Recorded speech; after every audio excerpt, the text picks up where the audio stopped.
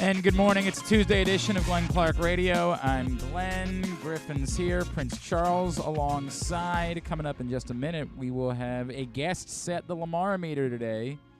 Cordell Woodland, our friend from 105.7 The Fan, will join us. We'll let him take things over. I know which way I would have gone today with the Lamar-O-Meter. We'll see how he feels about it after a record 90% reading yesterday on the Lamar-O-Meter, brought to you by Glory Days Grill. Later on in the program, it's Tuesday, so we'll catch up with a friend, Patrick Stevens. Some news, Donta Scott is indeed coming back to the University of Maryland for a 5th year. We'll talk to him about that. Reflect on, we lost kind of a legend in Maryland basketball circles, and Billy Hahn. We'll reflect on his passing, and we'll talk about the weekend that was in college lacrosse, including some drama in Maryland's overtime win over Ohio State on Friday night. Talk about all that with our buddy Patrick Stevens. And Qadry Ismail joins us this morning. It's all over the place. There are people that genuinely believe like the Ravens have now put together a loaded offense. And then there are guys like me that are like, yeah, let's ease up on all that. Let me see exactly where Odell Beckham is at this point in his career before we start going crazy. We'll see what Qadry thinks, what his opinion is of what the Ravens' offense is at this point. Plus lots of other things we clearly have to get into. The Homer Hose, which is definitely a Homer Hose and not anything else, Mom and Dad. The Homer Hose. They're fans of hydration. It's a Homer Hose. Be cool. Prom's coming up in a couple of weeks, and I'd like to be able to take my dad's car. Be cool. It's a Homer Hose. Hydration, it's important. Okay, the Homer Hose. Summer's coming up. I thought you were talking about like a duo in baseball that's just cracking home runs. And that's The Homer Hose? The Homer No. Hose. This is where Charles reminds us that he does not care about the Orioles, and he most certainly was not watching last night's game. Thank you. If I'm watching a baseball game, Charles showing up to his internship at a Baltimore sports radio show all ready to go to talk about the Timberwolves and Lakers tonight, because clearly that's the lead story in Baltimore today. I had no expectations of a man who understands. I know what it is. We're going to lose tonight. He understands his assignment. All right, joining us this morning, he is our friend from 105.7 The Fan, where you hear him shake it up, and he draws the assignment of setting the Lamar-O-Meter today. I believe he has doused quite a few pickle beers from the Homer Hose over the years. He is my buddy Cordell Woodland, and he is with us now here on GCR. Cordell, what's going on, brother? How are you? What's up, Glenn? Everything good, man? Yes, sir, man. Can't complain. Beautiful day. All right, so I'm putting the pressure on you today.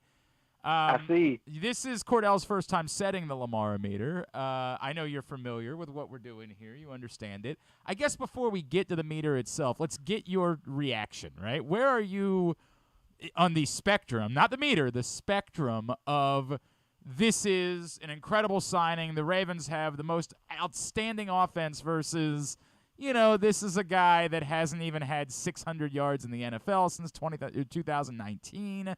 And even before the injury, kind of looked like he might have been on the decline in his career. Yeah, I'm not going to use the word incredible when talking about this signing. I can promise you that it's a nice swing. It's a swing. It's a gamble, and I'm conflicted because I've been one of the people kind of begging for the Ravens to take a shot on a receiver to swing for the fences a little bit offensively, to bring Lamar in a receiver that has actually accomplished something in this league. It's cool when you're drafting guys, these young guys, but there's so many question marks. We don't know what type of player we're getting. And Rashad Bateman, I think, is still really good, but the jury is still out. Injuries have kind of derailed the first 2 years of his career. And with Odell Beckham, you can't talk about him without talking about the injuries. You know, I think a lot of people still, when they hear Odell Beckham, they think that they're getting the Giants Odell Beckham, the guy that had the 10 double-digit touchdowns in the first 3 years of his career, the guy who had the one-handed catch over Brandon Carr. Yep. But, and look, I'm not going to sit here and act like Odell looked terrible in L.A. He didn't. He looked really good. But also he played with Cooper Kupp, who was the best receiver in the league, playing with Sean McVay, one of the best offensive lines in the league, and a guy in Matthew Stafford who's known for throwing the ball all over the field. So it's unique. It's a gamble because you don't know what Odell Beckham you're going to get. I don't know if you can count on him to be the best receiver on your team. And honestly, I don't know if that's what the Ravens are looking for. But I'm not, in terms of the $15 million, I'm not going too crazy about it. No question, they overpaid him. But I've been saying a couple of times that I think that the Ravens may have to overpay to bring in a receiver that they want right now and to actually put a smile on Lamar Jackson's face, which they've been reluctant to do really all season. And obviously that's a huge factor in all of this, Cordell. But I'll sort of double down on something you said. I think it's a risk worth taking, right? Like even to me, if you get a marginalized version of Odell Beckham, we have to be honest about this. That's better than your other options outside of a healthy Rashad Bateman. Like even a 10th year of his career version of Odell Beckham. To your point, it's insane to think that he would be the guy that you saw in the first 3 seasons, but even a 10th year of his career version, we got to be frank about this. Like I joked about it with Nelson Aguilar. Like Nelson Aguilar doesn't upgrade anything except maybe he upgrades something. Like that's I know that we continue to say things like, well, just give Tylan Wallace more of a chance, or just give James Prochet more of a chance, or just give. And I understand where that thought process comes from, but the notion that those guys are superstars and the Ravens are just like afraid of letting them have more of a chance, can I say it's impossible? Of course not. Can I think that there's anything that's realistic about that? Not a chance at all. So to me, even a marginalized version of Odell Beckham can potentially be an upgrade on what it is that you had otherwise. Oh, no question. I mean, they had the worst wide receiver core in the NFL this past year. I mean, from production-wise at least. I mean, sure, a lot of that is because Rashad Bateman got injured early in the season. But the fact of the matter is they don't have a lot of talent in that wide receiver room. And Eric DeCosta said coming into this offseason that they were going to revamp that wide receiver room. So if let's look at this optimistically for a second. Let's look at best-case scenario with Odell. With Odell, you do get, number one, I would make the argument he's the biggest name the Ravens have had on their team next to Lamar Jackson since Lamar's been there. Obviously not before, but since Lamar's been there, Odell's probably the only guy that he can kind of relate to in terms of like popularity. Yeah. So I think that does help because it gives Lamar kind of that outlet to somebody that actually understands him. He's really cool with Tyler Huntley and James Prochet, but those guys don't understand what it's like to be Lamar Jackson. No. You know, Odell Beckham does. So that definitely helps. And I think Odell, in terms of just on the field, like I said, the Ravens may not need Odell Beckham to be their best wide receiver or their best pass catcher. Mark Andrews is still that guy. Best case scenario, Rashad Bateman will be the second guy, and Odell's that third guy.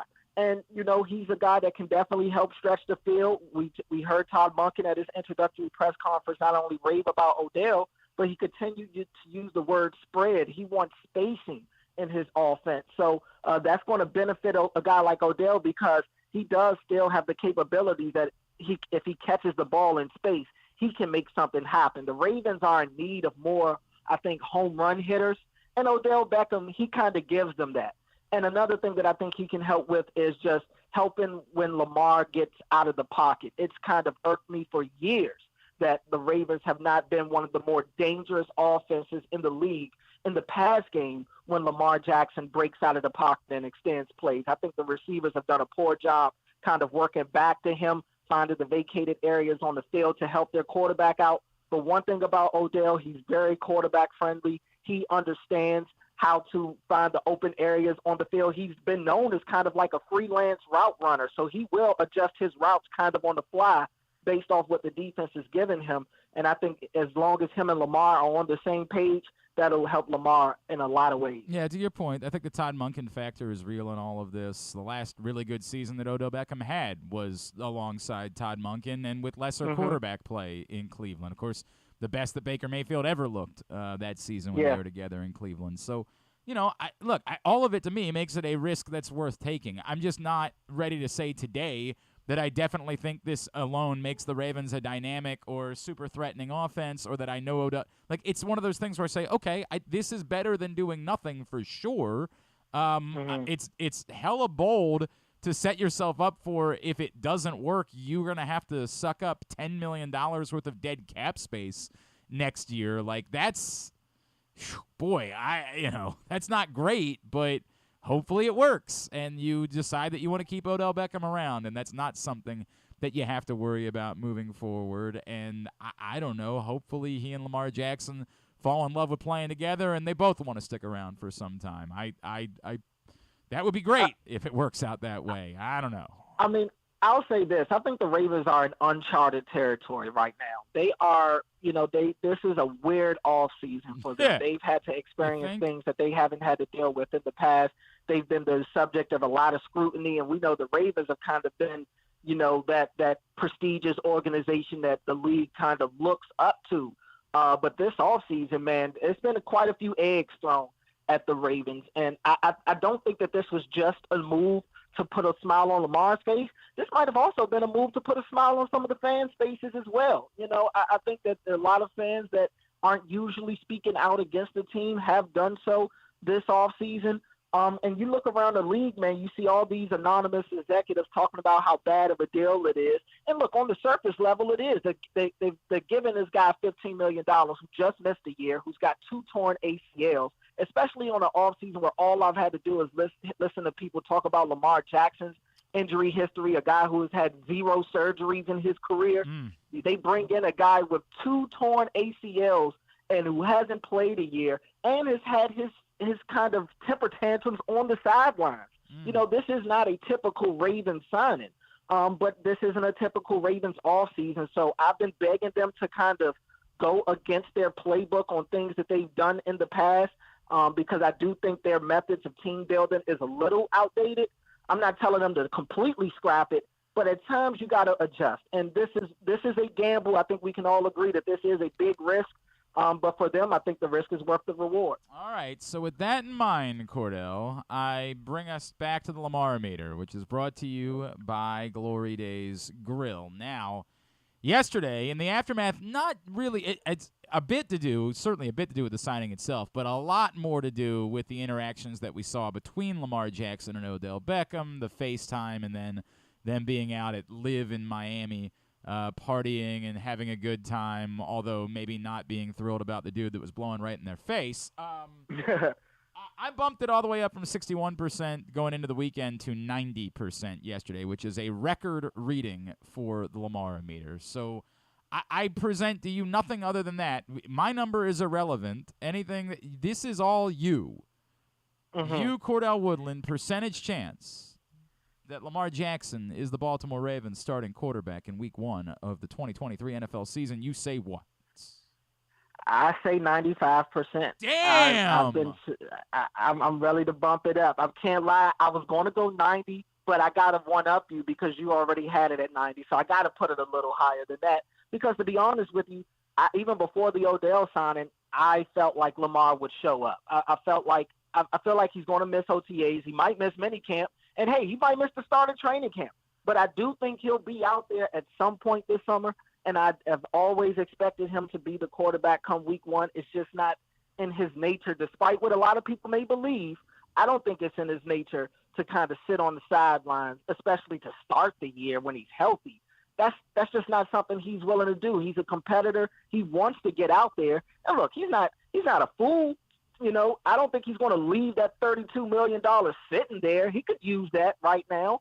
And I think, honestly, it'll go a long way for Lamar to put together one healthy season to kind of wipe away everything that a lot of people are having to say, because people forget 2 years ago when Lamar got hurt, the Ravens were first in the AFC. Last year when Lamar got hurt, they were 8-3, 8-4. So, this is a team that is winning when he's out there. If he can put together a healthy year, I think he'll be able to make himself a lot of money. So with the addition of Odell, and like you said, those two guys communicating, the report saying Lamar even helped recruit Odell to the Ravens, which is a little bizarre to me. But that adds to the optimism. So I feel good about that 95. So let's go for the record.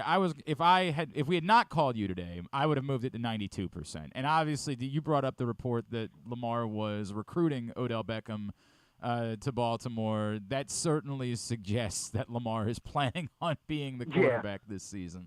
And I'll add in one more factor to it. By the way, this is one of the silly things that was pointed out to me. Of course, like for funsies, we put Ken Francis on yesterday.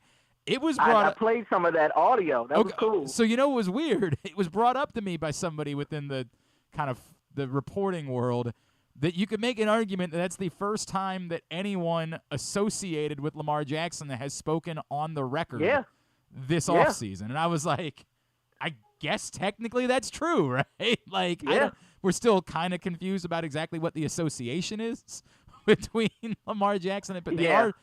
We know for sure they're business partners, so it does qualify.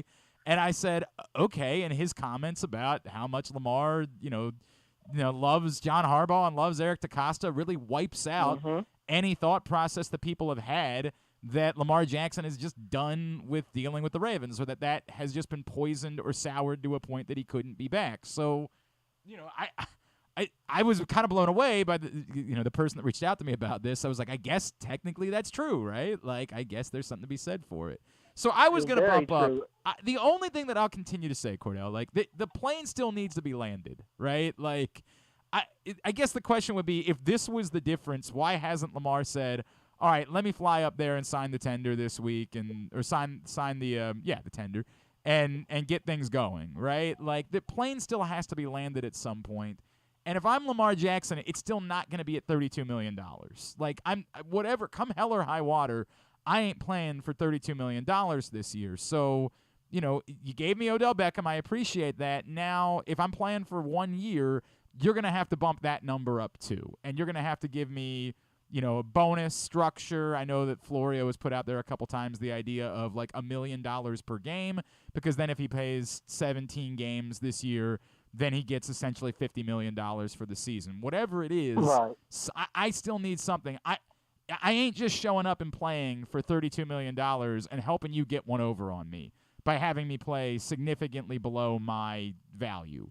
So if I'm agreeing to 1 year, we just got to do something to figure out that 1 year, because it ain't going to be at this number. No, that would be great. I think that's along the lines of what Lamar's thinking. I don't know if that's what the Ravens are thinking, but I don't have it.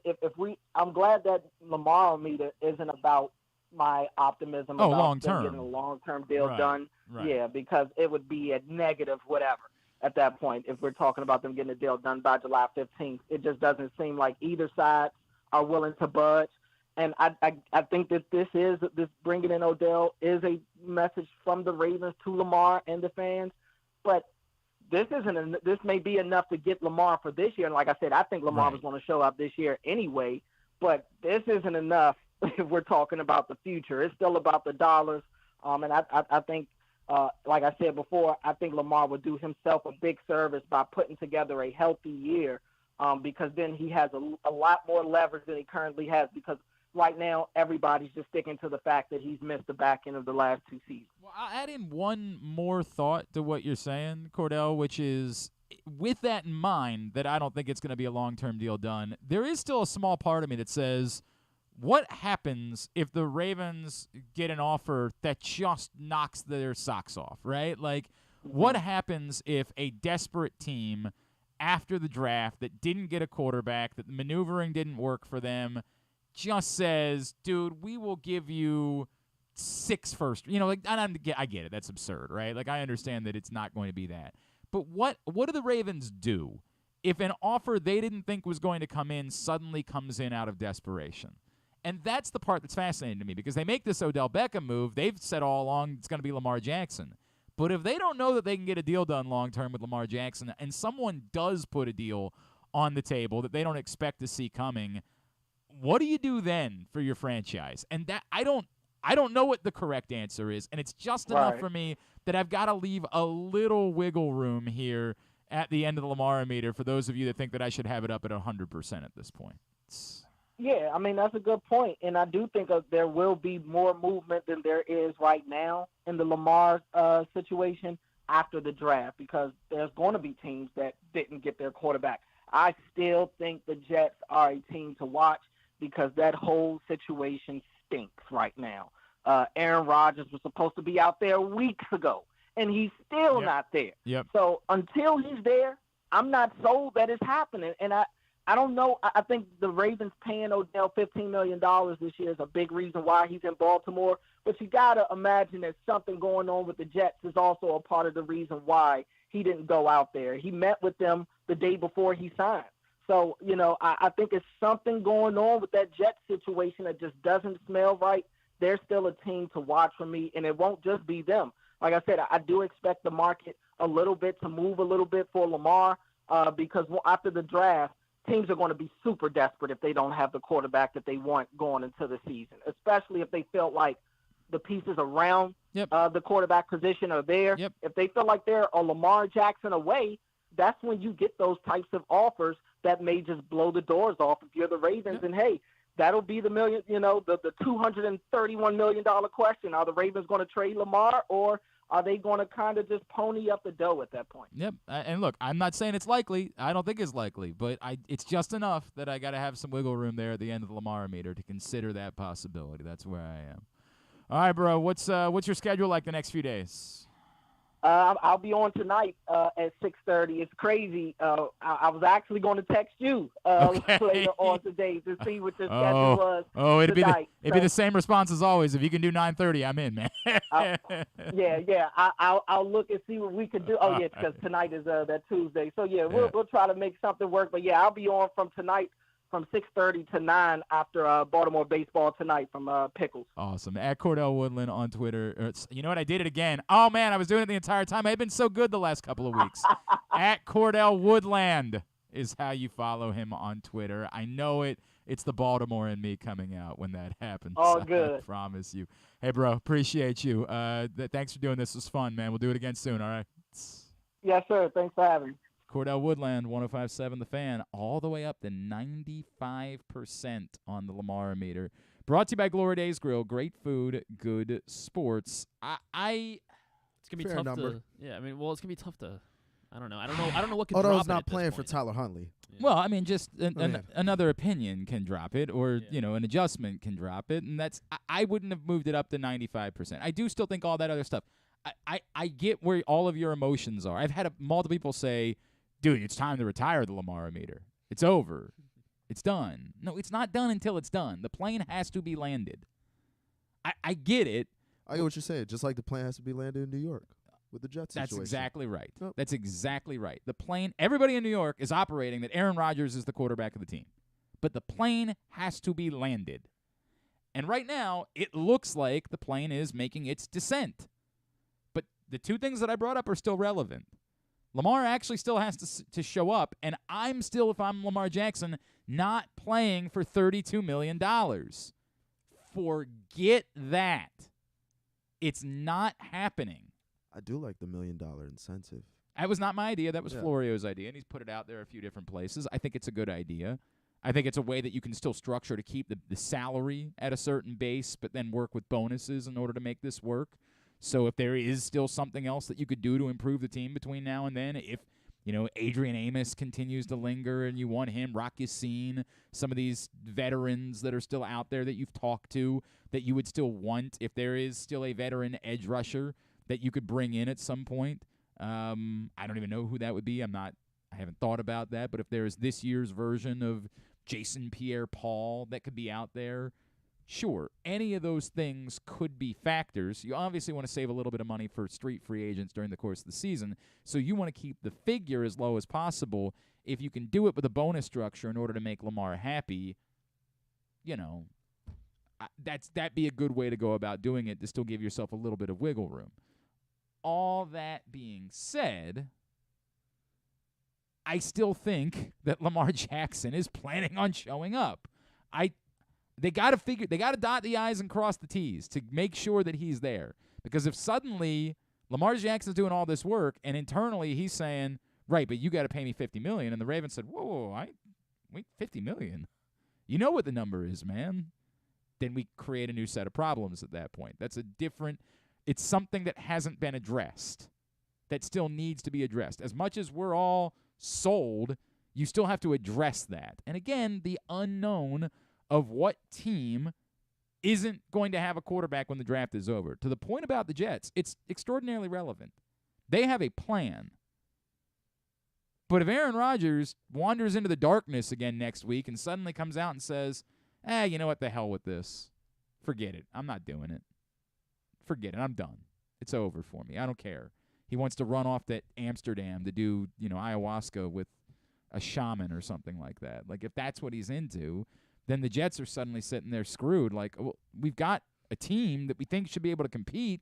We don't have a quarterback. And who knows what they'd be willing to offer at that point to try to make it Lamar Jackson. So, how long will the Packers just block it? Or, like, I don't know. I think the draft is probably about the time when they Right. acquiesce. I mean, I think they might have a deal done already. And I don't know that they have a deal done already. I don't know if it's a Hollywood Brown situation as much Right. as just like once you get to the draft, you kind of want to have like your plans in motion at that point. Like you kind of want to just know what your team is going to be. And it's easy for them to say, well, we know Jordan Love's going to be our quarterback and we know all those things. But, like, you still have to, again, land the plane. So, we'll see. I would have been 92, I think, today is where I would have gone. It was really 90 and a half. Yeah, no, I would have been 92, I think. It was really funny that it was brought up to me. Somebody, a reporter type, brought up to me last night. He's like, dude, and he also said he thought I gave Ken Francis too much leeway. I was like, I mean, bro, What are you gonna do? Cut him off like what do you want me to say? Like, I don't think he. Like, I guess there are people that are convinced that he's lying. Like, I literally I got this message. Do you think it's more likely that Ken Francis was pitching a crappy product to teams than he was, trying to become Lamar Jackson's agent? My answer was yes. I 1,000% think that's more likely. I don't know in what world we're coming around on the idea. Now, you can say whatever you want to think that for Lamar Jackson to have declined as many offers as he has to be a spokesperson for someone, but to choose to partner up on the entire gym, have whatever opinion you want to have about that. I don't care. I have plenty of opinions about that. This is the only guy that's done business with Lamar in the past. Well, what I would say is, like, Lamar clearly is not the same as everyone else. And in his mind, being the 8 billionth person to be a spokesperson for whoever it is, RC Cola, you know what I mean? Like, that just might not be interesting to him, whereas being in on the ground level on something that can be his might be. It wouldn't be what I would do. I would be more interested in, wait a second, you just want to give me money to put up a tweet about your, okay, I'll do that. I'm the guy that doesn't want to do the work. But he just might be driven in a different, it's the thing that I keep saying about you guys when you obsess over the agent thing. You want him to care about what you care about. I get it. I understand. He has the right. He has agency. He has the right to do what he wants to do, whether it's what I think he should do, whether it's what you think he should do, or Charles, whoever. He has that right. So you can laugh at it, and you can, other people, if somebody said to me last Wednesday, I'm going to fly you for free to Augusta for 4 days and put you up in a house for free, and food is free, and you'll be standing on the 18th green for free all day, or sitting, in a luxury suite on the 18th green all day for 4 days. No catch. Just hop on the plane and we go. I would have said, no thank you. All good, man. That sounds like hell to me. And anybody who heard that would say, are you insane? Are you bat-ass bonkers? It was free to go to Augusta. And I would have said, that sounds terrible. I have no interest in that. And you wouldn't be right, and I wouldn't be wrong. Because for me, it really would feel like torture. God bless you that love golf. It would feel like I was being waterboarded. To sit at a golf tournament for 4 days would be hell for me. You should get food and stuff, though. Great. I can do that at home. But you got to pay for that food. All good. I will gladly be willing to pay for my food to avoid feeling waterboarded. Cheap hot dogs. We keep Hot saying dogs whatever you can say whatever you want to say about it. That sounds like torture to me. What I'm into is different than what other people are into. If I say to you, I'd like to, fly to Monte Carlo to watch tennis for a week, you'd be like, really? That doesn't sound. I don't know. It's Monte Carlo. I guess most people would probably go to Monte Carlo. I'll watch the beach in the background. In the backdrop. Something that people would do. But I'm into things that other people aren't into. I accept that. Whenever I went to 3 WrestleManias, and there are a lot of people that would be very confused about my choices. I had a great time with my friends. That was the point of it. One of them I don't remember because somebody slipped something into my drink. I swear to God. Really? I swear to God. I have no recollection of it. Now, nothing terrible happened to me, thankfully. Nothing. I'm not trying to make a joke about it. Like, nothing terrible happened to me. I just don't remember any of it. And I know what blackout drunk feels like. This was not that. This was something else. The point of the story is I'm into things that other people aren't into. And what I do is different than what other people would do. Lamar Jackson wants to be on the ground floor of the entire gym. To you, that sounds insane. That sounds reckless. But to him, that's what he's interested in. He's more interested in that than he would be in partnering up with Super Megacorp to send out tweets about their products. You can think that's dumb. You can think that's whatever. That's his deal. So, yeah, I think the most likely scenario is that Ken Francis, between Lamar Jackson and, as we learned yesterday, Isaac Bruce, was trying to call NFL teams and, hi, it's Ken Francis. I'm working this thing with Lamar Jackson. GM hears that and says, oh, you're representing Lamar Jackson? Well, that's weird. I'm not supposed to be talking to you. Bye. Hangs up the phone. Says, you're not, get a load of this guy's, this Ken Francis guy? Who the hell is that? I think that's way more likely than it is that Ken Francis believed he was Lamar Jackson's agent. Nothing about that conversation suggested to me the guy thinks he's his agent. But they are business partners. And because of that, it is someone on the record, not a source telling Stephen A. Smith something, someone on the record associated with Lamar Jackson talking about how much Lamar Jackson loves Baltimore. And that is relevant in terms of those of you that believe that the relationship had just been poisoned to the point of no return. And, by the way, after that draft press conference last week, I certainly understood why a few more of you might have had that feeling. Seeing the faces that John Harbaugh was making, seeing how uncomfortable it was in the room when they were shutting down Lamar Jackson questions that weren't even Lamar Jackson questions. So if that's where you thought it was between these parties, I would get it. What you had would make you feel that way. But an actual person that is a partner, that is a part of a Lamar Jackson camp in some capacity, a business partner of his, says Lamar loves the Ravens. So that's relevant to me, and it's a factor. Cordell put it at 95. I would have been 92.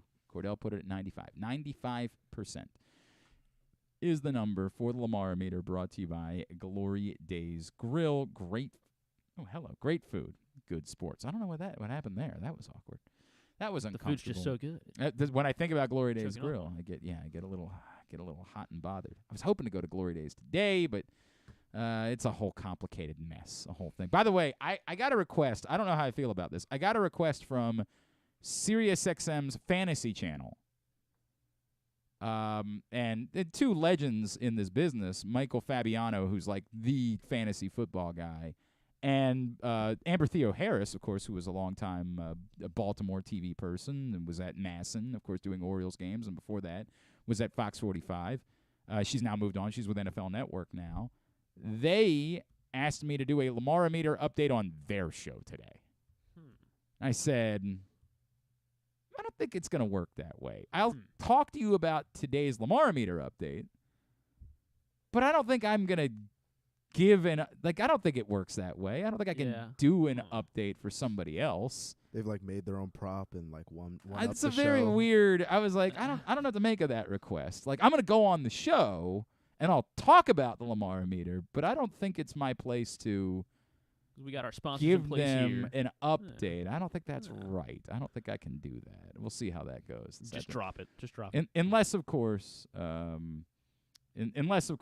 get a message. Something big. Yeah, right. Unless, of course, we get a message that Lamar. Correct. I don't know. I don't know what. Well, if he even- signs today, if yeah. he signs a tender, then we can go ahead and.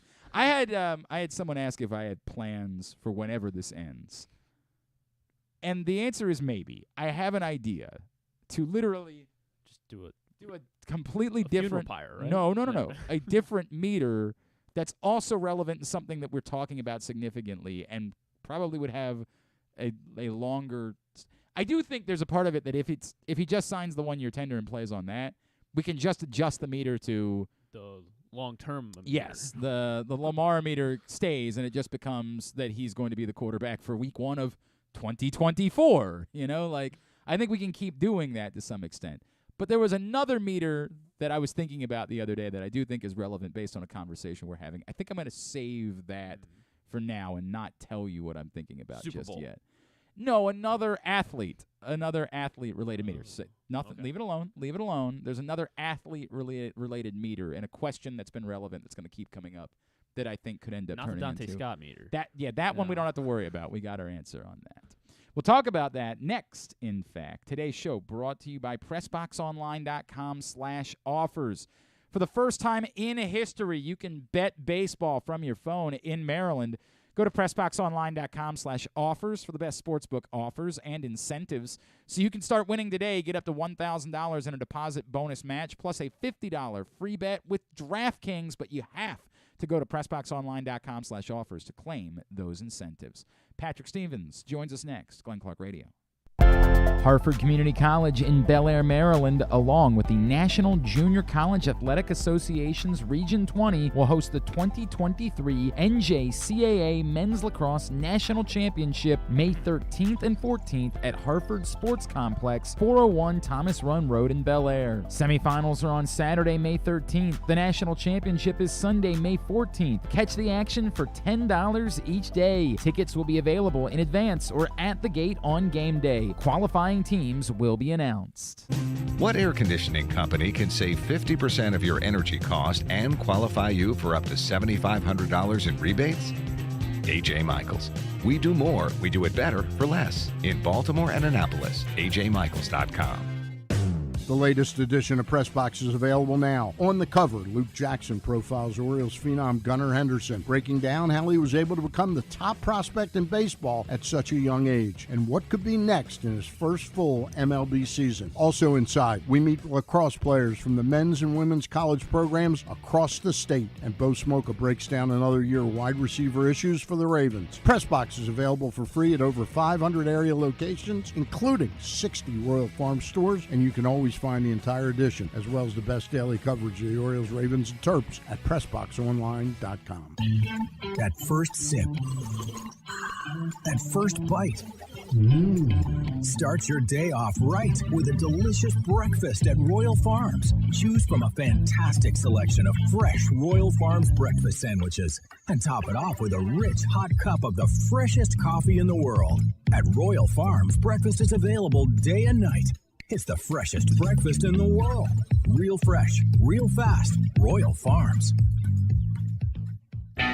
Stan the Fan here, welcoming back one of my favorite sponsors, the Costas Inn. And everybody around Baltimore knows the Costas Inn is a great place to go and grab crabs, steaks, salads, soups, whatever's on your mind to eat in person. But did you know that the Costas Inn has upped their game? They are now one of the premier takeout places in Baltimore. Give them a call now to order your food, 410-477-1975. That's the Costas Inn over 4100 North Point Boulevard.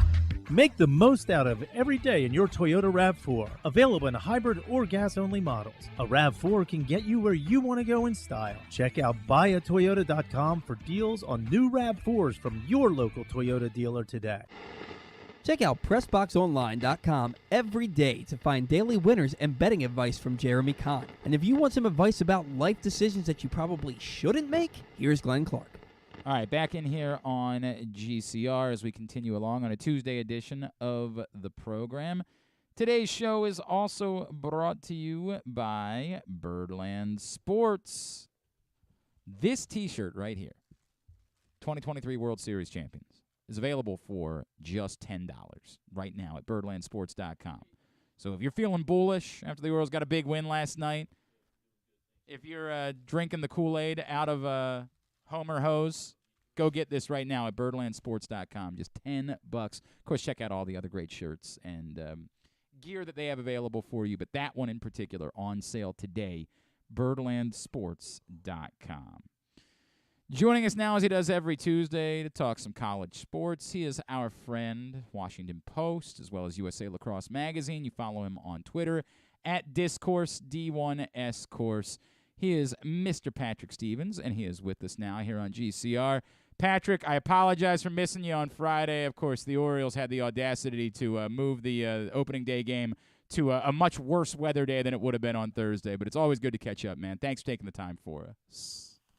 Sure thing, Glenn. Patrick, I'm wondering if you could just start by kind of giving context for young people that don't understand Billy Hahn's impact on Maryland basketball.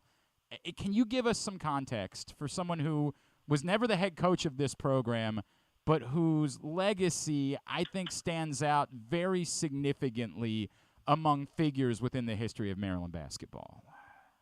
Well, I think you have to kind of look at him as not necessarily the alter ego of Gary Williams, because I don't think that that's necessarily accurate.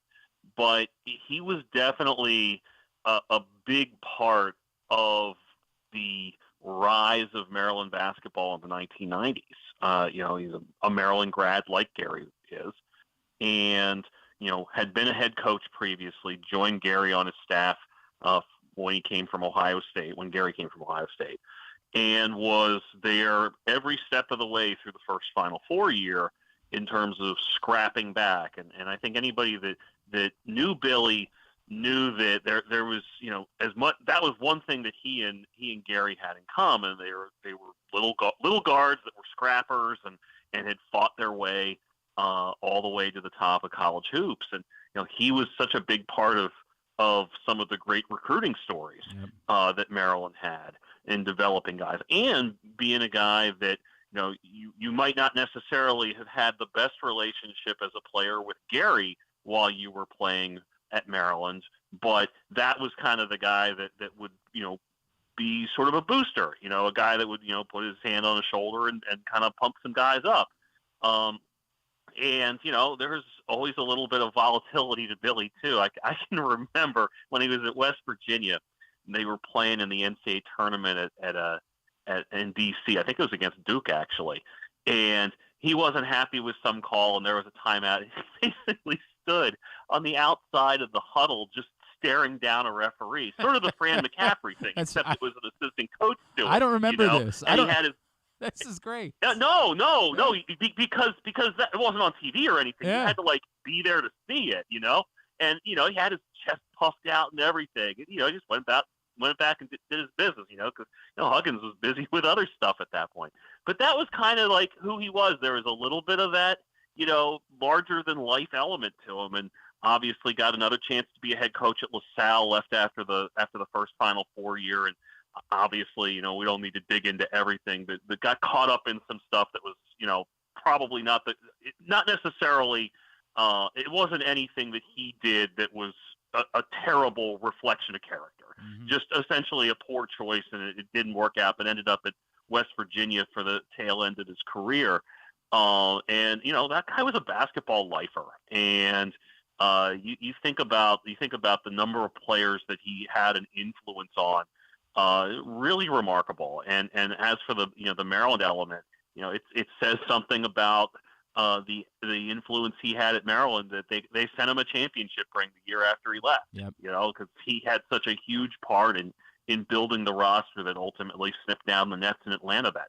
There's no question. And a lot of, if you kind of peruse around Twitter today, or maybe just search Billy Hahn's name, there have been a lot. There are so many stories. Yep. So many stories. Yep. There are a lot of really wonderful stories that are being shared about him. As sadly, Billy Hahn passed away last week at the age of 69, but a really important figure for young people, maybe to do a bit of a history lesson on a really important figure in Gary Williams' tenure and the rise of Maryland basketball, and a really beloved guy among all of those players, and from the Taj Holdens, the guys that I have heard from this week that just would tell you so many great things about Billy Hahn. I would encourage you to just search his name this week and take a couple of minutes to learn more about Billy Hahn and what he meant to so many people within Maryland basketball.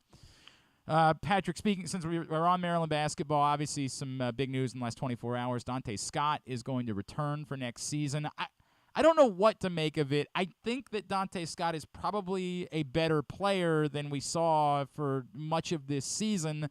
I assume that they're happy to have Donta Scott back. Obviously, they're going to need someone. They're going to need him to be a bit more consistent next season, and what I would imagine is still going to be a large role for him.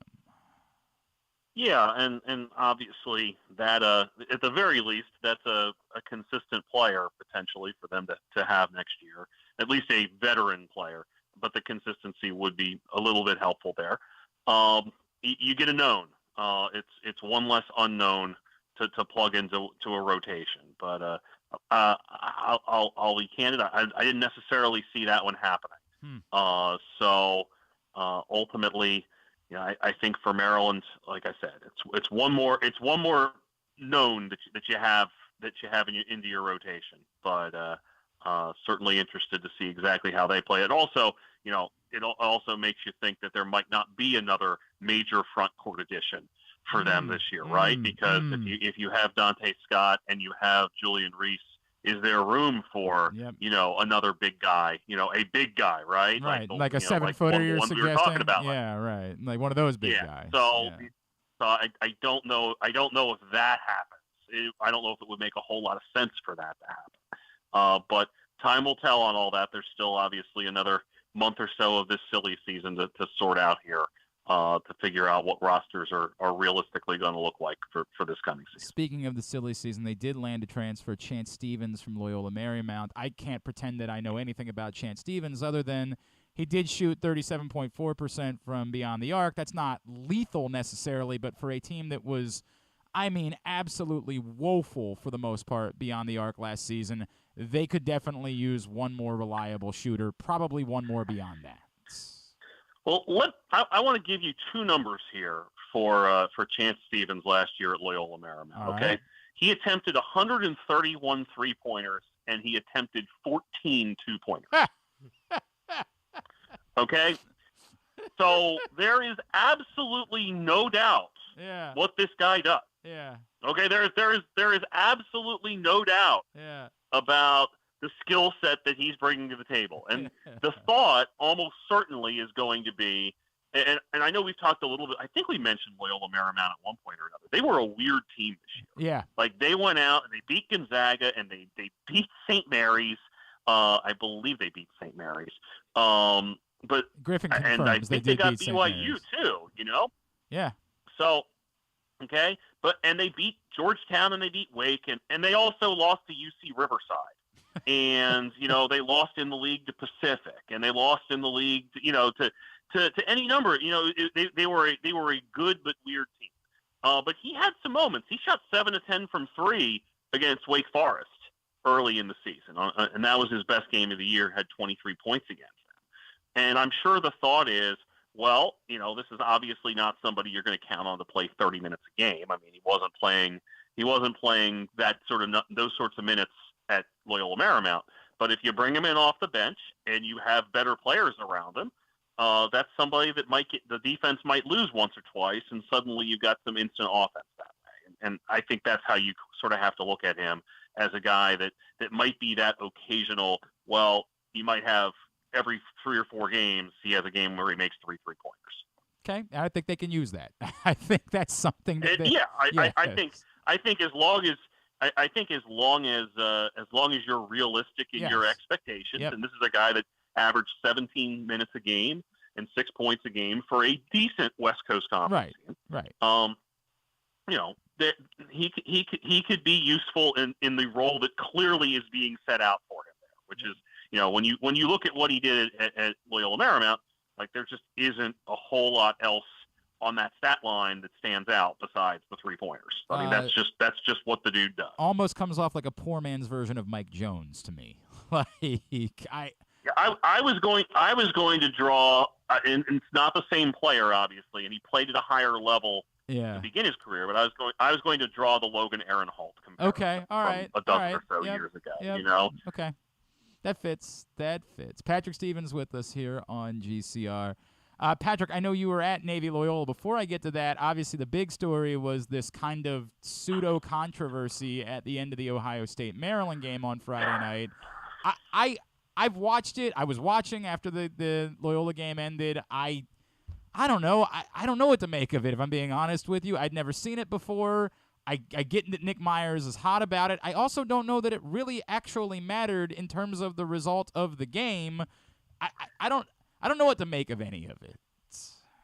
First of all, I hadn't seen it before, but I was actually the next day I was at Providence, Georgetown. I was talking to Bobby Benson after the game, and he mentioned that Sean Nadalin did it to Really? Hopkins when he was still at Hopkins. Really? And so it has happened before, which I was completely unaware of. And I joked with both coaches at that game. You guys make sure everybody had the same colored gloves, right?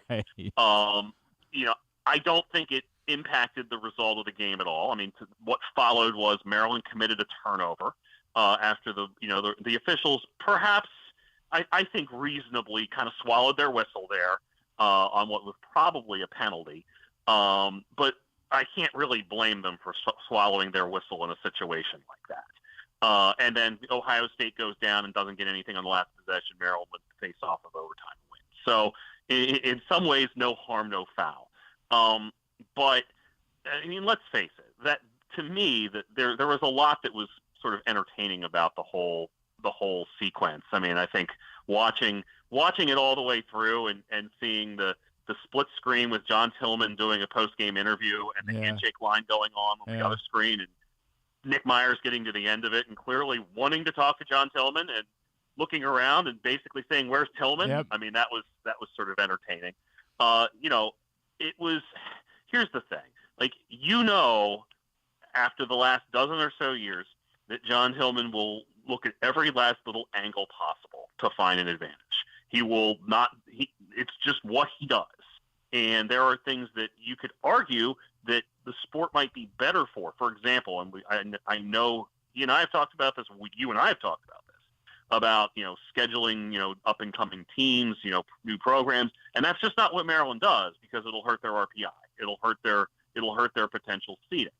And so there are things that I think in the sport that you look at that he certainly has a well-earned reputation for completely looking out for his team at all times, for every last little angle. And I think also, Nick Myers is one of the most intense coaches out there. So to have those two in this situation just sort of added to the combustibility of it all, just because you had those two personalities. You can sit there and say all you want. Well, I was just pointing something out to the officials, which is what John Tillman said. I didn't ask for anything. Right. That's exactly. At the end of the day, if you point it out, you're basically saying, "Hey, look at this." Yep. So, hey, what's the rule on that, guys? What's that all about? You kind of have to own that you pushed the snowball down the hill. Now, you might not have expected it to turn into an avalanche, but you definitely created a little bit of that situation there. So a lot of that situation there. All I know is I'd really like to see those two teams play in the Big Ten tournament next month at home. Yep. Like that, I am all there for that. And by the way, one of the most underrated parts of that whole sequence was the incredibly petty and incredibly justified stick check that Nick Myers asked for immediately afterwards. Immediately after the violation. Right. I mean, I'm sorry. I'm not necessarily advocating like a whole lot of sniping and nastiness or anything, but a little bit of that kind of pettiness, I can live with that. That spices things up a little. I think they were about 2 steps away from doing the "you can't see me" hand motion. Like it was getting to that level of petty in those moments. It was wild. Going back to the Navy Loyola thing, obviously a disappointing loss for Loyola. And their hopes of trying to host the Patriot League tournament look to be about nil at this point. But I guess we really do have to pay attention to what it is that Navy's done over the course of the last couple of weeks. Well, they're playing much better defense. We'll start there. And I think, first off, for the game that they put together on Friday, you look at Pat Ryan, 23 saves. That's the most for any Navy goalie since Mickey Jarbeau, I think, had 25 against North Carolina in 1999. So if you're a Navy goalie and you're getting your name mentioned in the same sentence as Mickey Jarbeau, you're doing something really, really well because that is one of the all-time legends there. So I think the defense is playing better. I think offensively, it's weird. They've had guys in and out of the lineup. They're still without Xavier Arline and Dane Swanson and Pat Skalniak. They did enough on offense, but they're not wasting nearly as many opportunities as they were earlier in the season. But the big difference, I think, is on defense, where they just simply kind of found themselves in a lot of ways. And, Joe Amplo put it really well, where he said, we're not a team that does lacrosse very easy. Like, it's not an easy team to sort of, manufacture everything. And when you think about a typical Navy team, they're a team that relies on their defense and then sort of does enough at the offensive end. Sometimes they've got a splendid talent or two that gives them a little more upside. But 11-10, 10-9, that's kind of the Navy formula. And, they found it here over the last couple weeks against Loyola and Boston University. And they've gone from a season that was looking like it was going to be a colossal disappointment to a season where, there's a lot still in front of them. They still have their game against Army, which, they are always competitive in during the regular season. And they've got a couple other regular season games left. I mean, they're looking like a team that's going to be in the conference tournament, might host a first-round game, and is going to have a chance to play for an automatic bid in all likelihood next month. So that's good work by the midshipmen to sort of salvage what was looking really, really bleak, especially after that game where they were down 5 starters and lost 17-6 up at Villanova last month. No question. And for Loyola, a very critical game, obviously, at BU now on Saturday. If there's is there still a path for Loyola to be an automatic qualifier at this point if they win that game, or is that out the window at this point?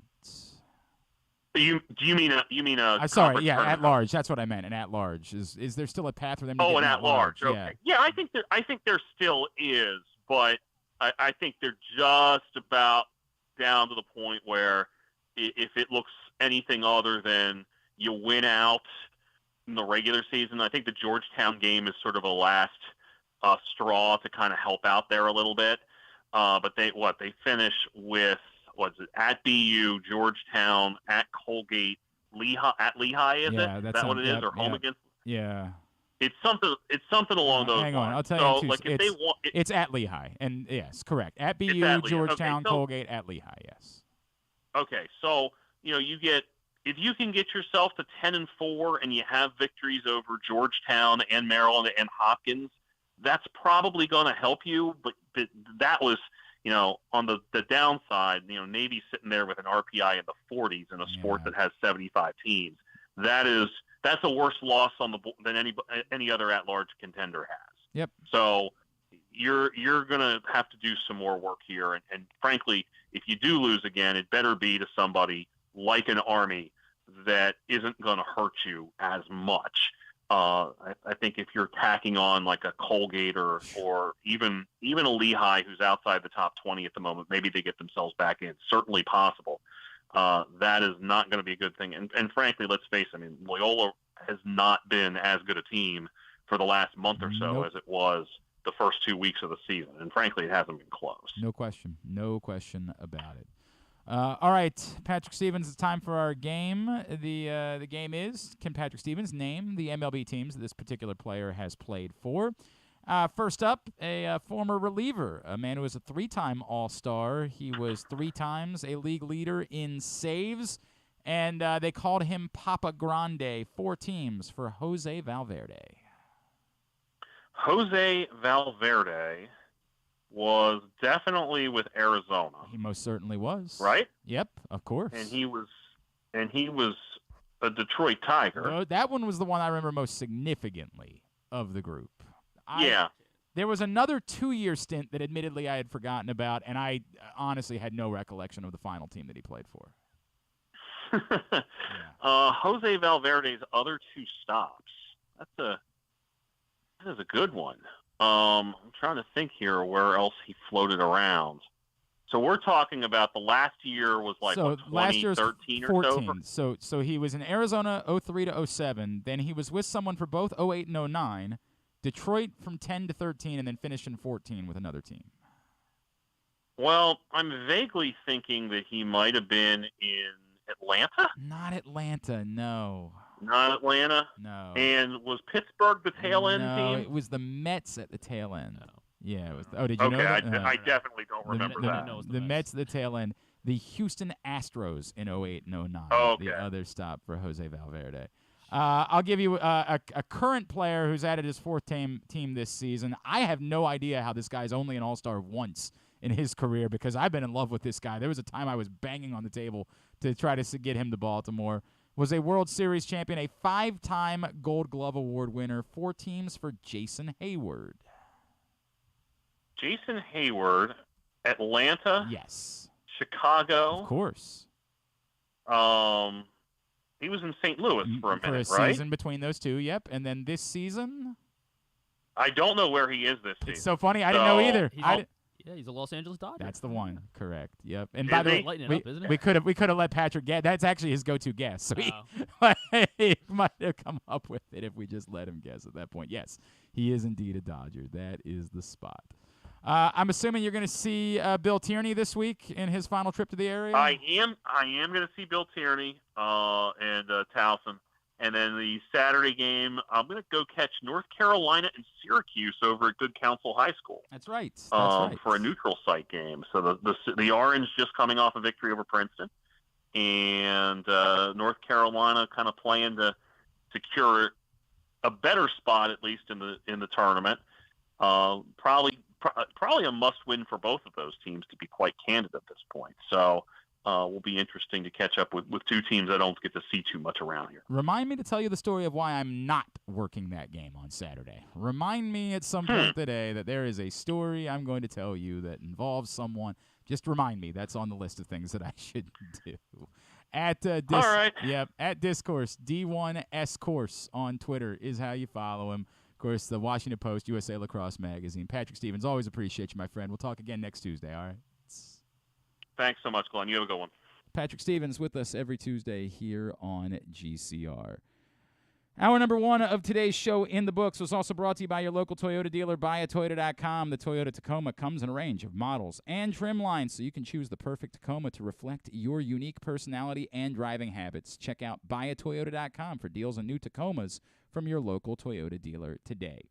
When we come back in, Qadry Ismail, his thoughts on where the Ravens' offense is now. That's next, Glenn Clark Radio.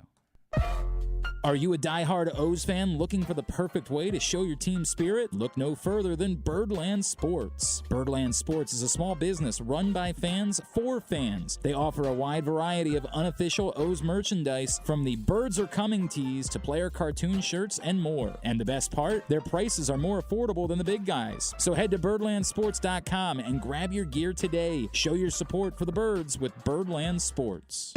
The latest edition of Press Box is available now. On the cover, Luke Jackson profiles Orioles phenom Gunnar Henderson, breaking down how he was able to become the top prospect in baseball at such a young age, and what could be next in his first full MLB season. Also inside, we meet lacrosse players from the men's and women's college programs across the state, and Bo Smoka breaks down another year of wide receiver issues for the Ravens. Press Box is available for free at over 500 area locations, including 60 Royal Farm stores, and you can always find the entire edition, as well as the best daily coverage of the Orioles, Ravens, and Terps at PressBoxOnline.com. That first sip.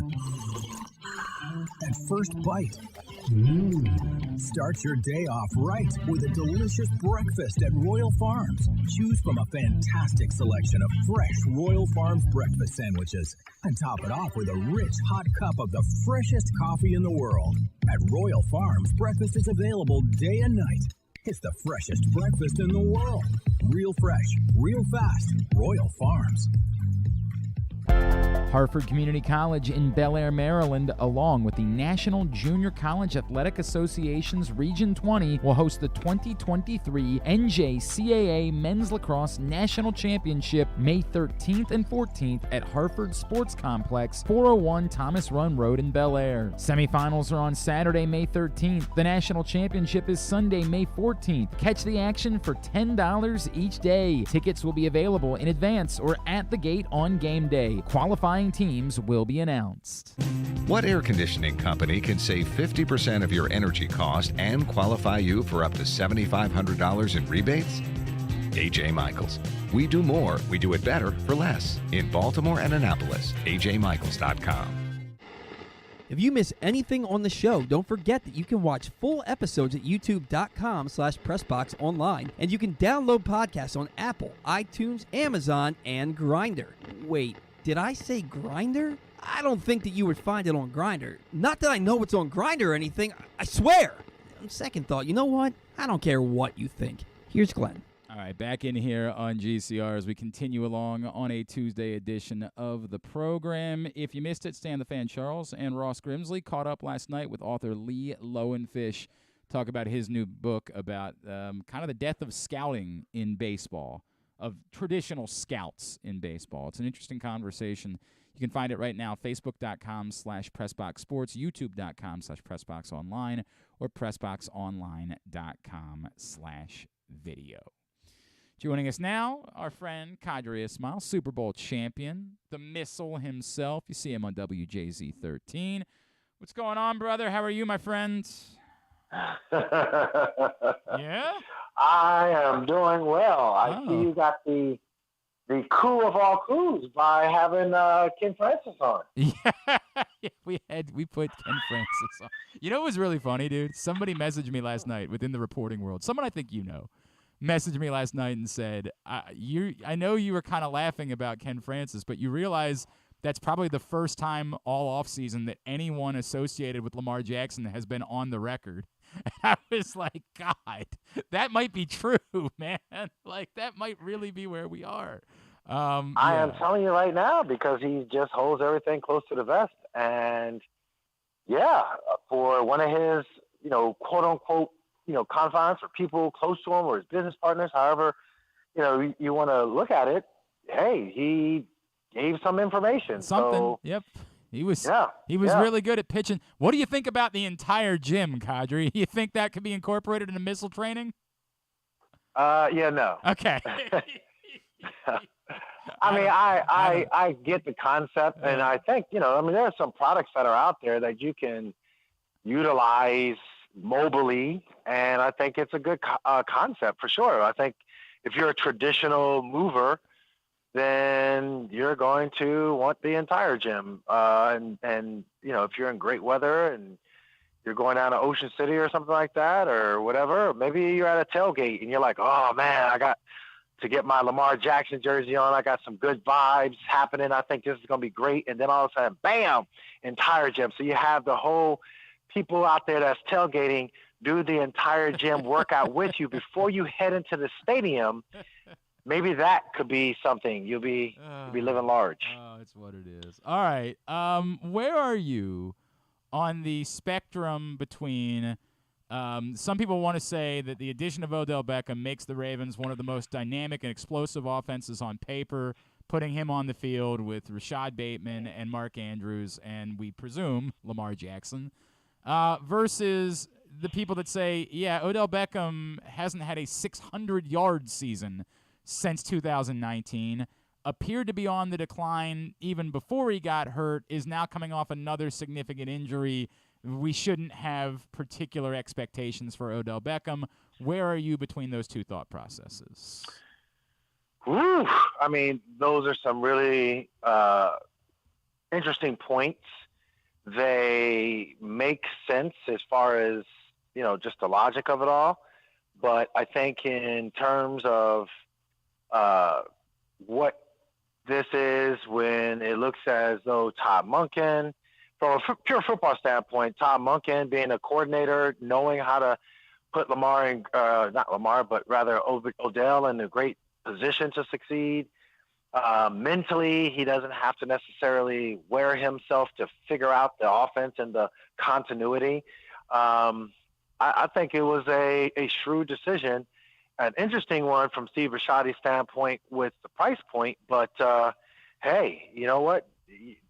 Desperate times calls for desperate measures, and I think this is a sign that, they feel we want to get something done. And whether or not he's Anquan Bolden or Michael Crabtree remains to be seen. I am kind of in the similar boat as you, man, where it's a risk, but it was, to me, a risk worth taking. Even a marginalized version of Odell Beckham is probably helpful given what you've been lining up at the position the last couple of years. So even if he's, a 10th-year version of what, Odell Beckham was to begin his career, I still think that can be helpful. I think it can be, obviously, there's the Lamar Jackson relationship that appears to be a factor in all of this. And I don't know, he did look pretty good in the playoffs for the Rams. For as bad as it was in Cleveland those last 2 seasons, he was looking a little Odell Beckham-like again in that postseason before he got hurt in the Super Bowl.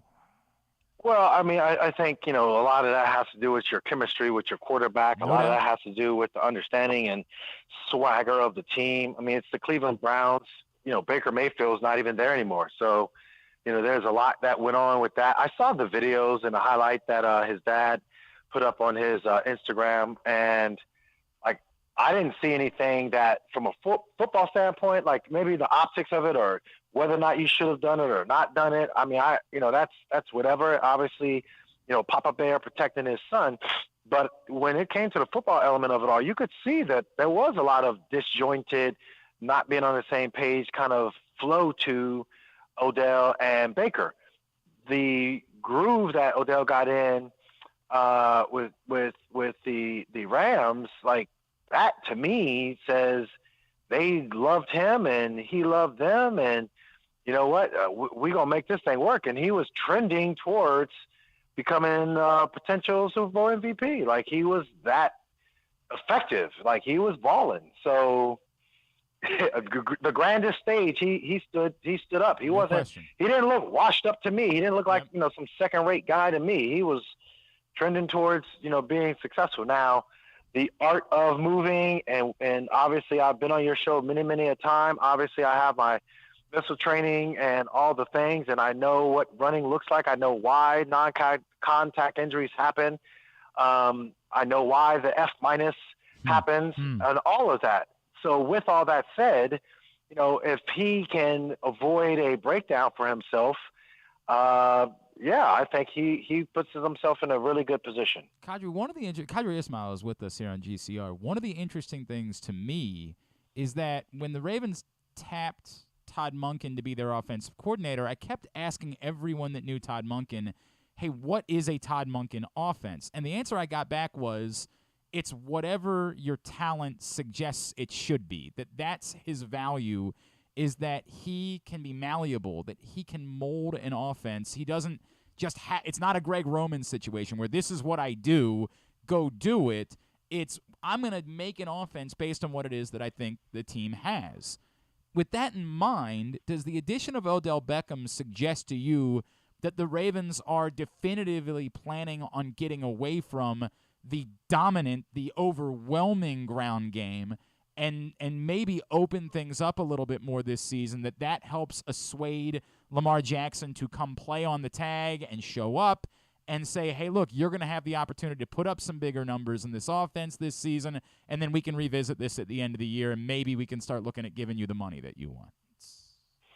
Yeah, no question about it. I mean, that was one of the things that I was saying, last year when people were clamoring, hey, Odell is a receiver we need to get. And I was like, no, it would not be a good fit. Not at all. I don't think he would, thrive here. And I think more than anything, because he's a megawatt star, I think it would cause more harm in the chemistry of things than good. Well, that was in large part because of the offense of what Greg Roman presented. People slay me when they try to interpret, especially on Twitter, when they try to interpret my comments and try to make it be all about, hating on Lamar. That has absolutely nothing to do with it. Been a fan from day one of his game and recognized his talents, and the fact that he, did some historic things within a run dominant offense just speaks to his genius. But I think also it speaks to his genius that he's going to be able to flourish in Todd Monken's style of offense, where Todd thinks differently than Greg, that he's going to, be able to have a receiver the likes of Odell Beckham who can make some amazing contested catches, who can, you can sling it to him and know that he's going to be reliable. I think that it high tide raises all ships. I think it's going to help out J.K. Dobbins and company. I think, Gus Edwards is going to be back and feeling even better. I think, the tight end group, I think it's going to even help them out. I mean, it's a trickle up effect, not trickle down. I think it helps out the guys that are already there. It puts them in positions to be successful. So when I look at this picture, it's a different picture than what it was when it was just Greg Roman. And obviously relevant that the last really good Odell Beckham season came in a Todd Monken offense in Cleveland, and with what we think is inferior quarterback play at the time than what you would expect out of Lamar Jackson. Qadry, all that being said, my point yesterday was I'm going to give a thumbs up on Odell Beckham, even with the amount of risk involved and the money that you gave him and all of that. I'll give it a thumbs up. But I'm not on board with them walking in and saying, well, now we've done Odell Beckham, so we don't need to worry about drafting a receiver. I am still very much, whether it's at 22 or they trade back to try to get some more picks, which we all know the Ravens are going to look to do in this draft. I am still thinking receiver early in the course of this draft because it's not a sure thing that Odell Beckham is going to work out and is going to be the same guy to me. Like I can't have this mean we're good at receiver now. We don't have to worry about it in the NFL draft. Absolutely. And I think this is what have you done for me lately, kind of a mindset of a general manager. You can't think just in the moment. You have to think long-term also. There has to be that next guy that is going to be drafted, that is going to be developed. You have to continue to take shots. Obviously, from the Tylan Wallaces to the Miles Boykins to the, Hollywood Browns, all those guys that have come through that, you look on tape and you see it's like, whoa, those guys, oh, they did this. Oh, okay, they did nothing and okay. I mean, to an extent, yes. Hollywood Brown certainly had put up some numbers and really, he made some contested catches too, and he had some deep balls, but I think his game, again, wasn't fit for what Greg Roman was all about. I think his game would be killing it if it was a scenario of him and Todd Monken's. As a matter of fact, I mean, even the Miami game, going back to the MVP year where you just saw Hollywood jump out and just, we thought that, Greg was going to be more creative, and he just kind of just stayed stuck in his ways. And that's not, that's just the reality. That's not, any good, bad, and different. It's just what it is. And, if you're a fan and you want to make it more of it, go ahead. That's on you. Don't make it up on me because I don't really give a F. But when it comes to it, no, I do get a little sensitive when it comes to no, I've never seen that from you. I've never seen it. Yeah, never seen you. Stupidity. Yeah. So unlike you, I've never seen you explode on people on Twitter at all, Qadry. Never seen the real Qadry come out in those situations. No. Stupidity bugs the heck out of me. It's like, look, you could be a fanboy all you want, and you can, as they say, lick the dude's bootstraps. Go ahead, knock yourself out. I appreciate all that, but don't project your stuff onto me. If you want to have an intelligent back and forth, let's have an intelligent back and forth. If you feel like you have a strong opinion on what is going to happen, say it, but don't start doing all that projecting corniness like I got Qadry because I retweeted his tweet that don't even make sense. Oh, look at me just be, I am coming on your show when I need to do therapy and let it all out. That's what we're going to do. We are going to have couch session, Lamar Jackson saga, Qadry Ismail on the couch style. So, Qadry, tell us, what did you really think about Todd Monken? Well, you know what? I think that dude is going to help bring back life into Devin Duvernay, and also you're going to look at, a young receiver being able to come into this moment, recognize that, I am a rookie. It's going to be challenging, but I can look at the way these guys are working. I can look at the way Odell is working. And if I have that inner dog in me, if I'm an alpha myself, the Ravens drafted me for the long term. I need to show up now in key moments for sure to gain the trust and confidence of Lamar Jackson. Therefore, that means he's signed. But I need to gain the confidence of Lamar Jackson and go ahead and continue to grow my game. That's how it is. I'll go way back to when I was with the Colts. Reggie Wayne was in his second year, and Reggie was still, grooming and going. Whereas you had an established guy in Marvin Harrison. Well, eventually Marvin retired, and here goes Reggie Wayne into who he was. And then there were other guys that were behind Reggie Wayne, the T.Y. Hiltons of the world. So that's just how it is. So, yeah, absolutely. Drafting a receiver doesn't look bad. I think, for the Ravens, they need to do their absolute due diligence when it comes to receiver and making sure that they know and not feel like they've struck out yet again. I know I've told you this before, but whenever you bring up your time with the Colts, I get an ugly taste in my mouth again, Qadry, because I remember you guys beating the Ravens that season, and you were into it on the sideline. Like, you were feeling yourself in the moment, and it's still, because I like you so much, it drives me nuts that I haven't been able to get that image out of my head over the years. My guy, I have not met Gary. I haven't seen Gary Baxter in a minute, but at the same time, I'm going to definitely give him some dap, give him some love. Like, yo, bro, great job passing interference on me. Go ahead. Gary's such a good dude, too, by the way. He's such a good dude, man. Yeah, he is. Before I let you go, you bring up Lamar. I still think $32 million won't get him to show up. Like, I still think you have to up that number a little bit somehow, some way for just this year. But with this, would you be comfortable if you're Lamar Jackson? And, again, you want a certain number saying, with Odell Beckham in the fold, with Todd Monken leading the way, I believe I can have the type of season that's going to make it unquestionable that I should get whatever it is that I want after this year is over. And because I feel like there are a lot of people that are still saying, hey, look, you might still have Lamar Jackson on the tag, but is he going to be happy to be there? Is he going to be willing to, go do all the things that he needs to do, or is he just going to be kind of going through the motions and frustrated? Do you think this is enough that he should be in a place where he's comfortable playing on the tag this year and believing that he's going to have a monster season? I think if it is a case where they can get creative, because I did hear, you're hearing all kind of pundits talk about different things, and one of the things that made sense to me, the one gentleman was saying, look, you could do it where you have Lamar Jackson, $32 million, you sign that and give him a bonus, however per game bonus of like some crazy amount, and then it would, more than bump up his number.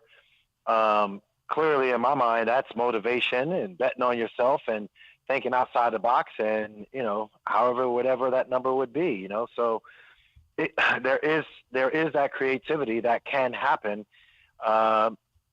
It's just a matter of if it will happen when it comes to the art of the negotiation between.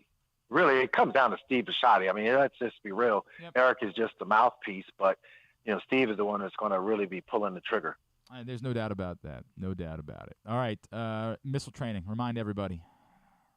Well, missiletraining.com is the easiest way to go ahead and check out what I do. But then at the same time, if you want to interact on Twitter, I am Qadry Ismail. You can go ahead, check me out, and on Instagram, Qadry Ismail 87. So, multiple ways to, whether you DM, whether you go to my site and email, doesn't matter. I am available for conversation and helping you be the best you can be regardless of age. Love you, brother. Always appreciate you, man. We'll talk again soon. Thanks for hopping on this morning. I appreciate you. Thank you for the therapy. My guy, Qadry Ismail, Super Bowl champion. And where was he on our list yesterday? Was he the third most yards in his first season as a Baltimore? Second?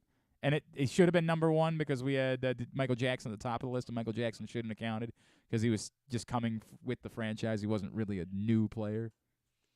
Yeah, so technically number one. People sleep constantly. He was always my favorite story on Hard Knocks. That was a good one. I liked how they covered him on Hard Knocks. People sleep because he was a TV personality, because he stayed around here and everybody knows him. People sleep on how good Qadry Ismail was.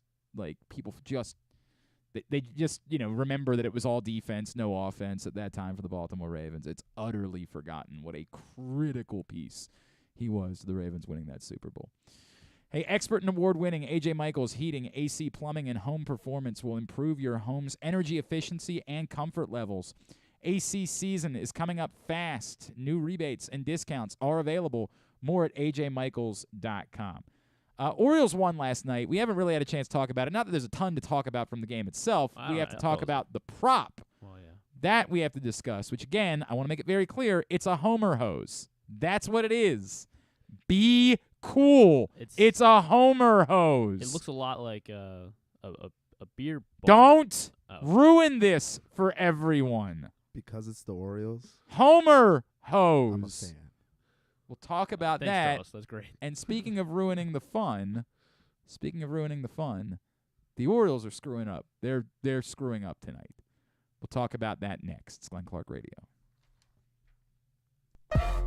Baseball season is finally here, and what better way to celebrate than with some fresh gear from Birdland Sports. As a small business run by O's fans, Birdland Sports offers a great selection of unofficial merchandise, including unique designs like Birds Are Coming tees, player cartoon shirts, and championship prediction designs. And the best part, their prices are more affordable than the big guys. Get high-quality gear without breaking the bank. So whether you're heading to the ballpark or watching from home, show your love for the birds with Birdland Sports. Visit birdlandsports.com today to browse their collection and gear up for the season. Let's go O's.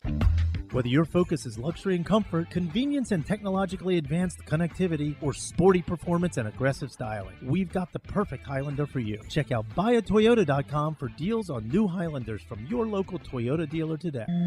Another Orioles season is in the books, and the bat-around was there every step of the way as the Birds posted their first winning season in 6 years. And after promoting 2 #1 overall prospects in Adley Rutschman and Gunnar Henderson, Mike Elias has said it's liftoff from here. Hi, I'm Paul Valley, and along with my co-host Zach Goodman, we'll be here every Saturday from 10 a.m. to noon all off season, discussing every signing, trade, and waiver claim as we navigate the cold winter months that lead to spring training. You can watch us at youtube.com/PressBoxOnline and Facebook.com/PressBoxSports, or listen live at PressBoxOnline.com/radio. And if you miss a show, you can find us anywhere you get your podcasts. So tune into the Bat-Around with Paul Valley and Zach Goodman every Saturday from 10 a.m. to noon right here at PressBox Sports.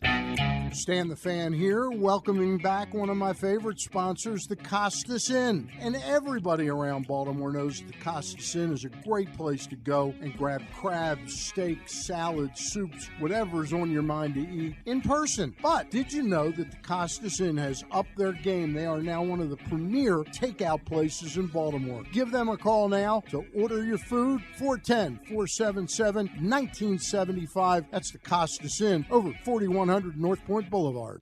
If you need more of Glenn, you can also hear him every Sunday with Rita on 105.7 The Fan. But also, if you need more of Glenn, what's wrong with you? Hey, did we pick a winner from yesterday? We need to do that and get him work on that today. We need a winner from that and send them that Glory Days gift card if you don't mind. Got it. Everybody that gave us their own personal Lamar-O-Meter readings, except it cannot be your friend. Which one? PFF. That conversation for a different day, my dude. Conversation for a different day. Weird bit. You know, it's not a weird bit, betting on baseball, which you can do on your phone for the first time ever in the state of Maryland this season.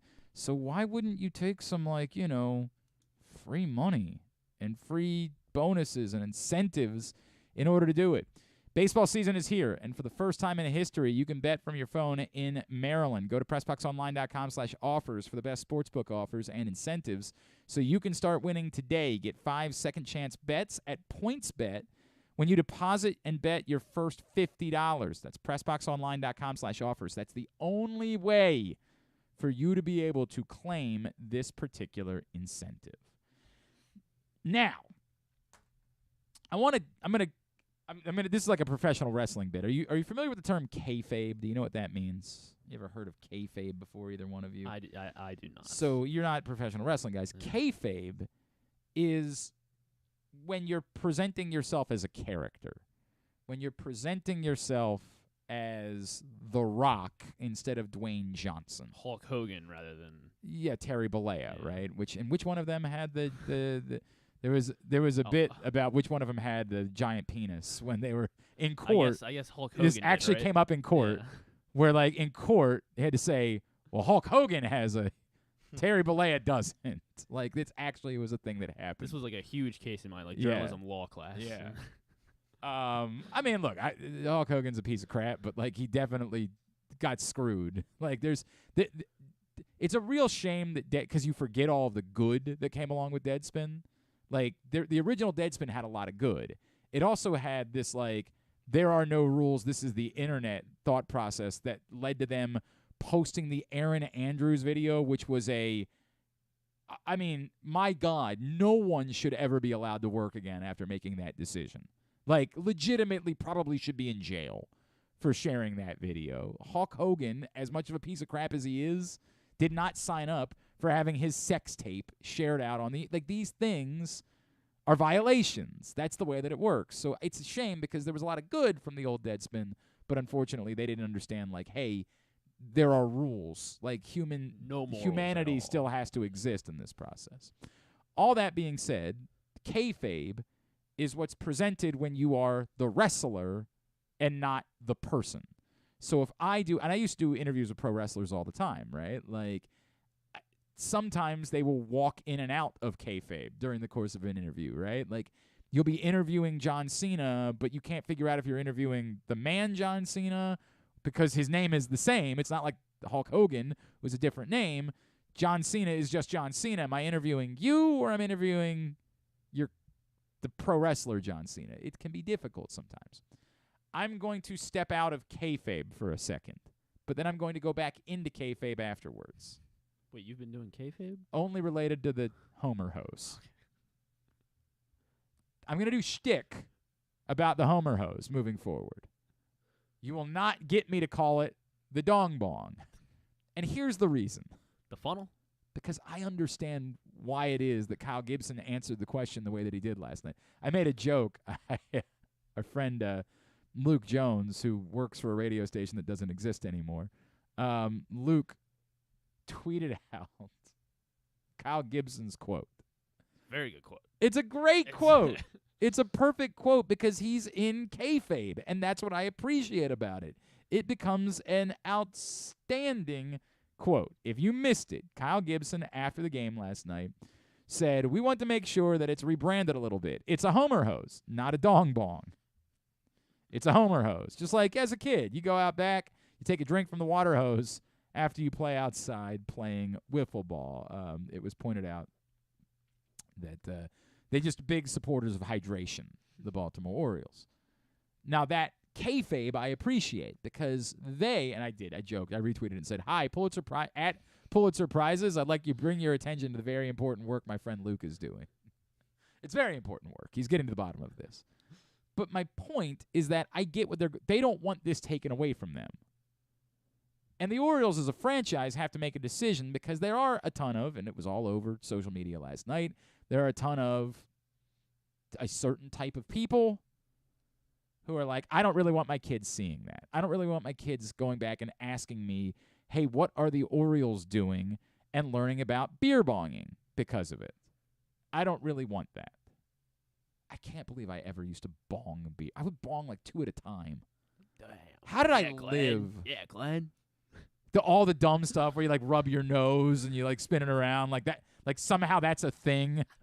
but you convince yourself it's scientific. Like if I get the oil off my nose, it'll. I mean, there's a lot of things like when it comes to beer and that age where it's like, It's I assume when just you get older, it's just like, insanely why did I stupid. stick my keys through the can? Yeah, And there's then- a lot. Made a lot of sense. A lot of stupid involved. Bigger hole. So I get, even if we're not just trying to point them out as all being a-holes, I can understand why a parent, I'm not quite as concerned about it with an 8-year-old, right? Like I'm not really there yet, but a 12-year-old, someone who's right on that cusp, I could understand as a parent why it is that you'd say, I don't really want my kid to be seeing his favorite, his role models be bonging beers in the dugout during a game. Like, and I get that's not actually what they're doing, but you understand the point.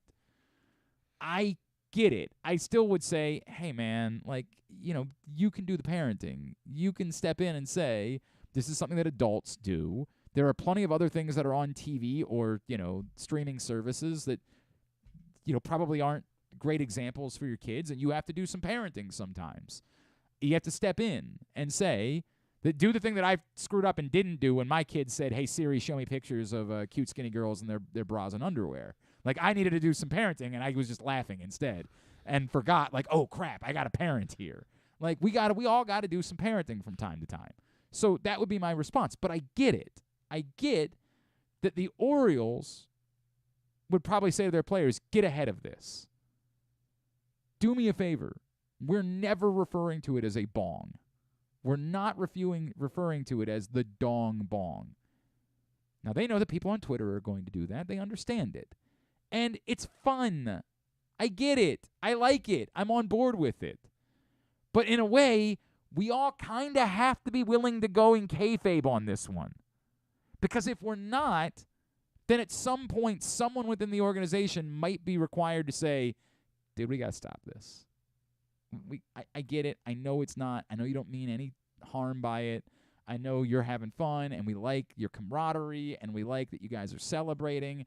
But, we are a major professional franchise. We are a billion-dollar industry, and we don't want to be the industry that's promoting bonging beers to children.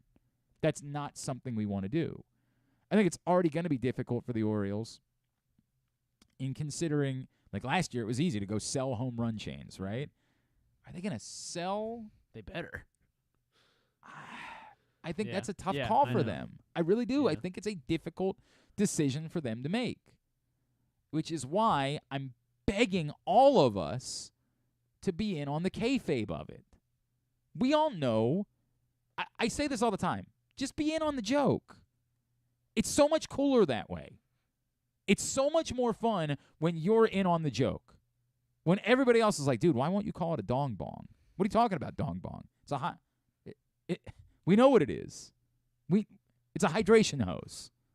That's what it is. What are you talking about? When you're in on the joke, it's so much more fun. So I know this all sounds really silly, but I'm saying if you like it, stop saying dong bong on the internet. Stop it. Because that's a great way to lose it. I'm doing jokes on the internet about mom and dad. Dude, my mom and dad might be seeing this, right? But we remember that. You had to hide your bong at home.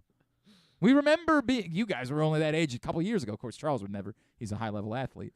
Well, Griffin was a national champion, but he's retired. Performance. He's retired from Only that. thing on so. my mind. Actually, when you competed in dodgeball, did they require you to bong beers beforehand? That was actually it was before. that's exactly how it works. Like, that was how the competition started. Was everybody comes out to the center of the court, bongs their beer, and then they get going. But like I'm threading very silly with this is. I've gotten a lot of compliments about the Lamar-O-Meter bit. And I've said, for anybody that would listen, and my friends, the junkies down in D.C. have really put it over, and I appreciate them because they are effing legends. But they taught me about how a good radio bit works. Take something very silly and make it very serious. That's how the bit works. The bit falls apart when everybody just laughs about it, like, that's dumb. Like, ha, ha, ha, ha, ha, Fat Albert, like that type of thing. And the bit works when you commit to it. Do we actually have anything that can prove there's a 95% chance that Lamar Jackson is going to be the Ravens' Week 1 starting quarterback? Yes. No. You, every morning. Yes. But we do it. That's the bit. We're in on it, right? And we're asking you guys to be in on it. And you guys I've appreciated the fact that you've had as much fun with it as we've had with it. And we're going to keep going with it. And as I said earlier, I got some ideas. But the point is, with the hydration hose, you need to be in on that too if you're an Orioles fan. You need to understand why it is that the Orioles are doing kayfabe with this. Because they know that the more the words dong bong are out there, the more likely it is for someone upstairs to walk down and say, guys, we can't. We can't. Love you. No, you don't mean any harm. No, it's fun. But we're getting in trouble. But the more the rest of us are willing to put it over as a hydration hose, the more they can sell their silly kayfabe response. And the more they can create a world in which that's what this is. Wink, wink, nudge, nudge. That's what we're doing here. Nobody's talking about bongs. This isn't about... the more we're willing to be in on it. So I don't want to have to write a 1,000-word think piece about this because, my God, what a silly topic to write 1,000 words about. But I'm telling you, as someone who likes being in on good bits, be in on this bit or it's going to disappear. These are difficult decisions for corporations to make, man. Like, it's easy to say, well, just go with it. Who cares what people's opinions are? They do. They have to. You know why it is that corporations put out, word salad responses to things that mean nothing? But also ironic that I'm watching Succession, and they do this all the time. Like, put out a statement that doesn't say anything. In pro wrestling last week, when the WWE was sold to the UFC, they had Triple H go out on television twice last week and say nothing. Announce that he's making a big statement from Triple H to start SmackDown this week. Hey, guys, changes in the air, but that's exciting. Everything's exciting. Yay, us. Says nothing. But it's their way of saying, well, we addressed it. We addressed the change in ownership. We sent Triple H out there. He addressed it. He most certainly didn't. In no way did he. But they would argue that he did. Corporations have to do those types of things because they have to play to the whims of, in some cases, the idiots, in some cases, the well-meaning. The Orioles don't want to have to take away everybody's fun. But if you're not willing to play along with it, if you're not willing to be in on the bit, it leads it to being more likely that they're going to have to take away everybody's fun. Do you guys get that? Do you guys understand? Like, am I? Yes. Yeah. No, like, they can't say it. They can't publicly say it. But, like, I know they want to say, this is a young team. This is what young people do. Yes. This is how we're going to attract young viewers. Right. But like, you can't. That's not the only people that are watching baseball. Yeah, that's why they can't say You it. have to appreciate. So here's the thing. You get to have the dong bong. Like, you can do that as long as you can kind of be cool about it. And I mean that. Be cool about it. When you're hanging out with your friends, laugh about the dong bong. When you talk about it on Twitter, be in on the joke. Be in on it. It's a hydration hose. What are you guys talking about? The only thing this made me think of is, like, how much bigger of a fuss would this be and, like, the optics of it if it were in another league with another team. What do you mean? NBA, NFL. Yeah, I don't think the NBA would ever allow. I don't think someone scores a touchdown. Well, the NFL doesn't allow props. Got their so hydration pose. You're not allowed. You're not allowed to have props. They go on the sideline. No, you're never allowed to have props in the end. Oh, you're saying it like well after the play? Yeah, as they're kicking like the he extra goes point, back to they're the doing sideline this, as an extra point. Yeah. Yeah, I mean, like, you could do it, but it's not. It doesn't have the same meaning. Like as, turnover chain kind of feel. Right. I know what you're saying. Yeah. It wouldn't have the same like oomph as doing it right after you score. But could you do it? Maybe. I think that they would. I think those, and it's totally possible that Major League Baseball will be the one that steps in and says, "Yeah." It does, now hearing you talk about like, it now, it feels inevitable that this is not going to survive. But the only chance it has of surviving is if we eliminate the words dong bong from our vocabulary, and I mean that. Like, that's the only chance that you have of keeping this thing around. is if you can help them put over hydration hose. We get it. We know what it is. We all understand. Be cool. Be in on it. Know what it is. Help them out by saying hydration hose on Twitter. I'm not trying to be your dad. This is one of those things that, like, we'll let you have your fun if you can do it in the way that we're asking you to do it.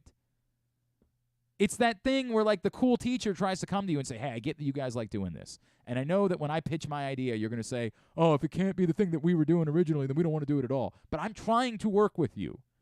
I'm trying to make it plausible for you to have this after-school activity that you want to have. I just can't have it be that you guys are going into a room and watching pornography. You know, like, you got to work with me here.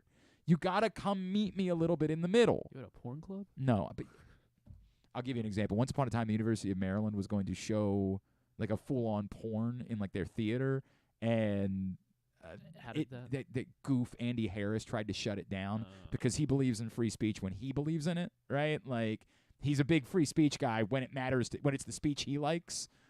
He tried to shut it down, and it was like, hey, look, you guys aren't going to win this one. There's not going to be overwhelming support for let's make sure that they can show porn at the University of Maryland. So can you kind of work with us a little bit? Can you help us help you? We get it. It's a violation of free speech. So we're not going to tell you can't do it, but we also are going to tell you you're not going to have a lot of support. So can you work with us a little bit? Can you maybe figure out different ways of going about doing it? Hey, we're going to also have a lecture afterwards about the porn industry and about, can you do something that helps make it more palatable for everybody? Can you please work with us? Because even if they're wrong, we can't make them go away. So we're asking you to help us. And I believe I don't remember how years, I remember this story vividly because it's the only time in my life that I've ever really gone after a politician because, I mean, that guy. But that's what they did, essentially. They agreed to have like before they showed it, they had like a speaker come in and talk about whatever, and then they went from there. And then they did it, and everybody moved along with their business, and everything was fine afterwards. And it worked out for all parties involved. But you had to work with us. You got it. We want you to be able to do the thing that you want to do, but you got to work with us. I understand you don't think it's cool now that the adults are in the room. Like, now you don't want to do it. But please, let us help you. I will say about the hydration hose thing, it does help that the adults, or per se the Orioles, introduced it. Because I can't believe that everybody a college football team hasn't used this as like their turnover chain. Well, I also kudos. And then that would be the end. Kudos to Cal. Clearly, there was a conversation had before the game last night, whether it was with the PR department, an executive, or somebody within the team just being super smart and saying to the guys, dude, do not say dong bong. Do not. Don't say it. Somebody got into their ear so that Kyle Gibson knew to say, bong, wait. It's a hydration hose. That's what it is. And he's in kayfabe. He knows what you know. It's even smart, the funnel that they used. It's like, it doesn't look exactly like a ball. No, like it's a little bit longer, right? It's a tiny little funnel. Yep, like, 100%. Like, they took steps in order to be able to create a scenario where the hydration hose can exist. Now work with them. Do your favorite players a favor. Stop saying it. You guys know I love Eric Arditi. He's one of my favorite people. And I was having fun with him this morning. But he also, because he's sort of that rah-rah guy, he's got that Barstool audience, he has a big audience. And I want to grab him and say, dude, stop. Help them. They want this thing. Do it with them. We know. We all know what it is. Now work with them. All right? Do them a favor so that this thing can stick around. It's going to make it that much sweeter when because if this inevitably gets taken away, I say if inevitably, I guess that's a double negative there. But when they right. No, it's more like it's more like an oxymoron. Yeah. If inevitably, if it's inevitable, it can't be an if. Yeah. But when it gets taken away, it's gonna make it so much sweeter when they make the playoffs and they actually do an actual, after in the celebration, right? In the celebration 100%. In the locker room, that is gonna be great. All right, now I'm moving back out of kayfabe. So I love the Homer hose. I was all in. I love the Homer. I think I called it hydration hose. I love the Homer hose. The Homer hose is awesome. Let's stay hydrated. It's going to get warm around here in these next couple of weeks. Let's all stay hydrated. Let's make sure we're thinking about that. We got to drink from the hose. That's what we got to do. Let's go with the Homer hose. Awesome. All in. Homer hose is super cool. I love super Charles's cool.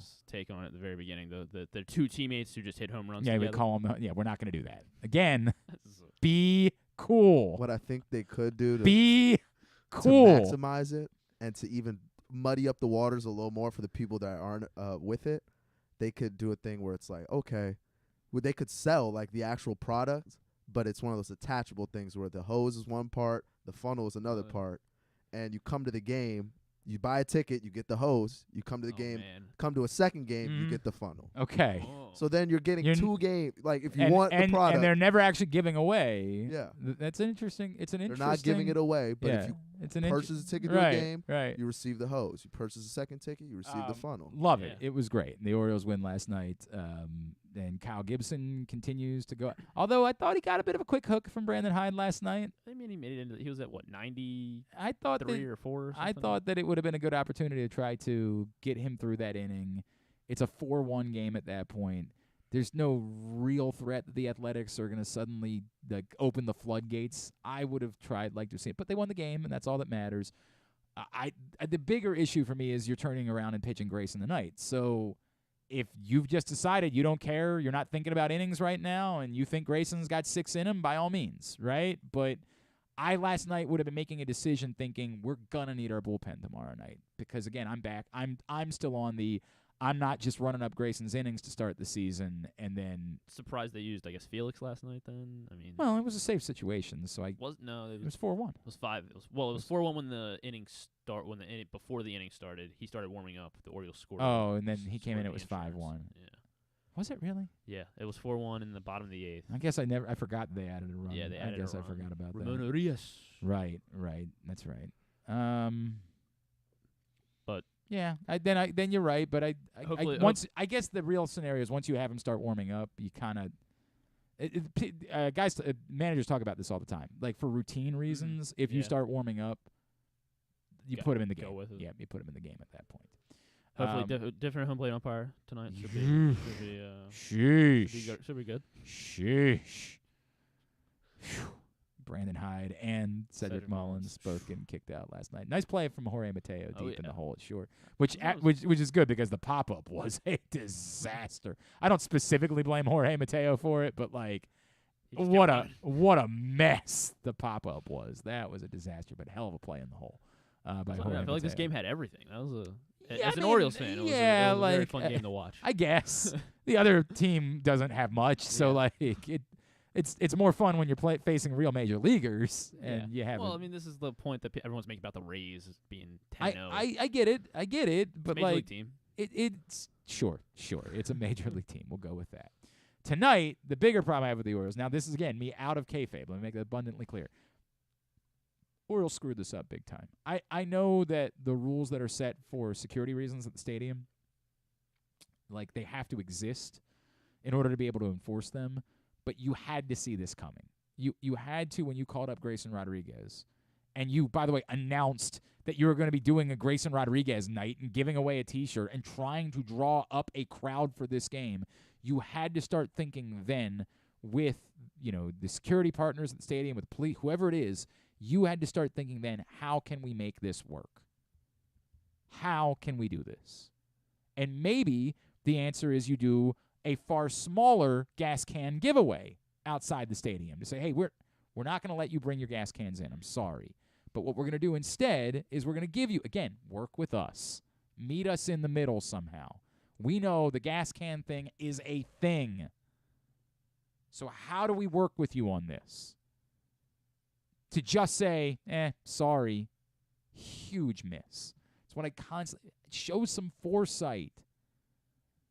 Show some. We understand it's been difficult to be an Orioles fan. We know it's not likely that we're going to get a big crowd on a Tuesday night to face the Athletics, but we want to engage, and we want to make it a big deal that Grayson Rodriguez is making his first start, and we want you to feel like it's a special night and you want to be here. When Grayson made his first start in Bowie, it's one of the most electric nights that Orioles fans have in recent memory. In Bowie. And they were able to pull it off. But I get it. Like it's different, yeah. There are different, and you have different security partners at the stadium, and the police might have to get involved. The whole thing. But figure that out somehow, some way, so that you have something, some sort of answer besides just shrugging your shoulders. You knew before the season began that at some point this year, Grayson Rodriguez was going to be pitching in Baltimore, and he was going to have a first home start. So proactivity should have been happening in February, in January, maybe when there's nothing going on and the season's over and you got a lot of people that have jobs that in November could have been thinking about this. They'll say whatever it is they're going to say, and I'm not trying to crucify them because I believe there is a real problem that exists. Like, hey, we can't say you can't bring in we're sending people back to their cars with their pocketbooks. We can't do that and then let people come in with gas cans. So somebody would say, well, if it's an empty gas can and you force everybody to take the screw off so that you can look inside of it, like, why wouldn't that work to be unique for Grayson Rodriguez starts? Then somebody would say, well, then people would try to bring it to another game, and then what do we do? You got to figure out a way to make it work. And they would also say, I don't know if you guys went on Friday. It was very difficult. It took a long time to get into the game. Lines were very long. They would say, well, now you're taxing our security even further. Now it's going to take forever to get into the game. We can't do that. And we got to have everybody unscrew the cap, and we got to inspect pull up a gas can. Is there anything hidden inside? I hate saying that, but somebody would think they're very smart if they wanted to do harm and would figure out a way to tape a knife to the top part of the gas can, and so you're looking inside the gas can, but you can't see that part. I get the difficulty. I don't think it's nothing. But figure out a way to meet me in the middle. Figure out a way. Maybe when you announce the T-shirt giveaway, say, guys, I'm sorry. Our security partners will not allow for gas cans. But we're trying to give you something instead. The way that you did it just made it look like you were taking something away. Foresight, vision, thinking ahead. I get it that we don't always do that on Glenn Clark Radio, but we're a staff of 1.5. Whoa. You work part-time. You're counting yourself half? Yeah, that's exactly what it is. You work part-time. It's unfair. Yeah. You're a part-timer. 1.5 and an intern. 1.75? You've got a staff of people. There should have been a better answer here. And, again, I don't want to make it seem like it's the end of the world. I'm excited to see Grayson Rodriguez tonight. I'm not going to be able to make it to the game because I got a Stevenson game tonight, but I'm sure there'll be a lot of people that go out tonight that wouldn't otherwise go out to see the Orioles play the Athletics on a Tuesday night because Grayson Rodriguez is making his first home start. But it's a bummer. I mean, it's a bummer that the Orioles didn't have a plan in place. I can't get around that. It's a bummer that there wasn't a thought process to say, hey, we want to work with you. That's all. Somehow, some way. All right. Tidbit. Tidbit is brought to you by the print issue of Press Box. Final week for this print issue with Gunnar Henderson on the cover. Then a new issue will be available next week. So go pick it up right now before it's gone forever. Available at your neighborhood Royal Farms, any of the hundreds of locations around town where you find Press Box. Read it all, PressBoxOnline.com. Oh, you know what? I'm going to go first for Tidbit. Oh, okay. I played trivia last night. Starting to like these updates. We're getting on the trivia. I know. What was we won last night. What was the politics? Oh, you won. We did win last night. You know what? I almost screwed up because I got to be our team's politics guy, which is it's weird. Who are the two oldest current senators? And I knew Dianne Feinstein immediately, and then I was panicked on the other. I'm like, and finally I remembered. I'm like, oh, it's the guy from Iowa. But then I couldn't think of his name. Then I came up with Chuck, and I'm sitting there like sweating, like it's Chuck. And thankfully John Proctor was like. And he was just throwing out names, and he's like, Grassley? I'm like, yes! Well, good job. Well done. We did get that one. I don't know if I can name. Yeah, two that's not. senators. Don't be proud of that. Ooh, It's, 89. Understanding, yeah, really? He was born in the Depression. It's not great. And Dianne Feinstein's even older. I think she's also 89, but I think she's slightly older. Yeah, it's not good. They should not have senators this age. I do believe that we know that Dianne Feinstein is retiring. I would like to hope that both of them will be. I'd like to hope that's the case. The final was what no longer a city. What city had the third highest population in America for the 1880s, 1890s, and 1900s? No longer a city? No longer a city. No longer considered a city. That had the third highest population in the country. I don't remember or world? exactly what the wording was, but it was no longer a city. Had to be like U.S. or world? In America. Had to be East Coast something, I guess. Yeah, it was the only thing that existed. The answer makes all the sense in the world. A city that doesn't exist anymore? Like it's. I'm trying to think of like types of history where like something boomed at that time and then it went away. Like Roanoke or something. Roanoke, I believe, is still considered a city, It is. my friend. Gosh, it's very. You just all right. What is it defined as soon now? as like a no, town? you don't or get that answer. a That's not town? in the. That's not in. This is the question. Okay. You've got the question. You've got to solve it based on that. And to Proctor's credit, he came up with it immediately. And as soon as he said, it, I was like, oh yeah, absolutely. I don't know, like Absolutely. Ellis Island. What if I told you you're starting to sniff? What if I told you you're starting to sniff? I can't think of anything that's not considered so not Staten Island or not. You're sniffing. Long Island. You're sniffing. What are the other Coney islands? Island. Not you're sniffing. Ooh. Brooklyn. Brooklyn, really? Yes. All right. No longer considered a city, and It's in just a late neighborhood. 1800s. No, it's just a borough. And so everybody that lives in New York or lives in Brooklyn is a New York resident.